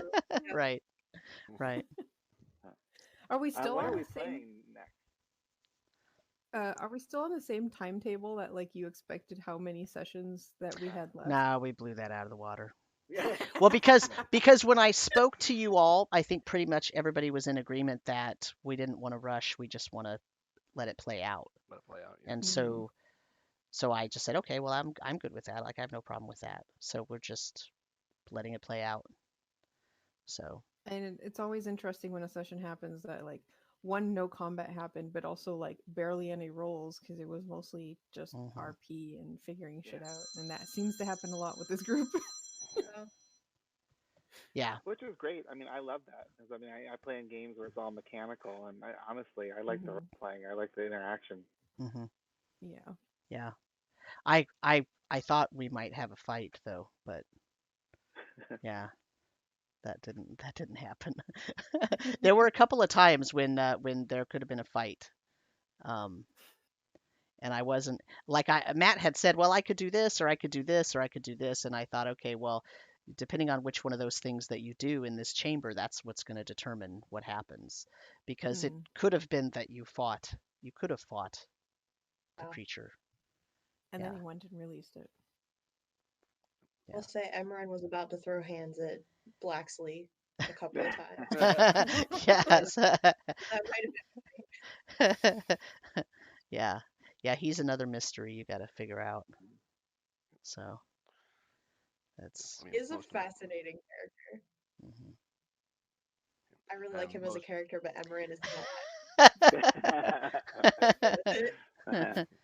I like how we're also like like Yeah. gaining a number of NPC followers that we can't really get rid of. We're basically just recruiting now as we go along. Yeah. You have a pelican, a raven, an extra halfling, tribe of Haka. Yep, I mean, M's yeah. mom. like Yep, Emmeryn's mom. Emmeryn's like the captain, and then we find out Khonnos is like the new leader of a tribe. And we Hmm. find out Marcel is Eternian royalty, so I'm waiting for Axley to be just a god. Just randomly. Might as well. It's the only thing I'm that can waiting do for this. it. What's a god We'll see. royalty? All right, well, Right? All right, well, I'm going to go ahead and head out of here. So I think I will go ahead and uh, tell everyone on the stream, thank you for watching. If you're listening to the podcast, thank you so much for listening. We hope that you are enjoying what we do so much. Even though we are a low combat game, apparently, at least this time, I hope that it's at least a little bit interesting to everyone. And if you would like to support us, you can support us at patreon.com/rpgmusings. Or if you'd like to send us a question, comment, suggestion, or if you just have some questions like, what the fuck? You can email us at I do. dndbrief@gmail.com, and I might actually answer. I might answer you. I think we're all going to email you that right now. But disclaimer: I won't answer if you're my player. And if you would like to support another really awesome channel, you can support patreon.com/Midgardia. That is Karu's channel, and we play a bunch of games over there as well. So everyone, thank you very much, and everyone says goodbye and waves. bye. Bye. Waves. All right, let's take us out of here. Transitioning to the outro song.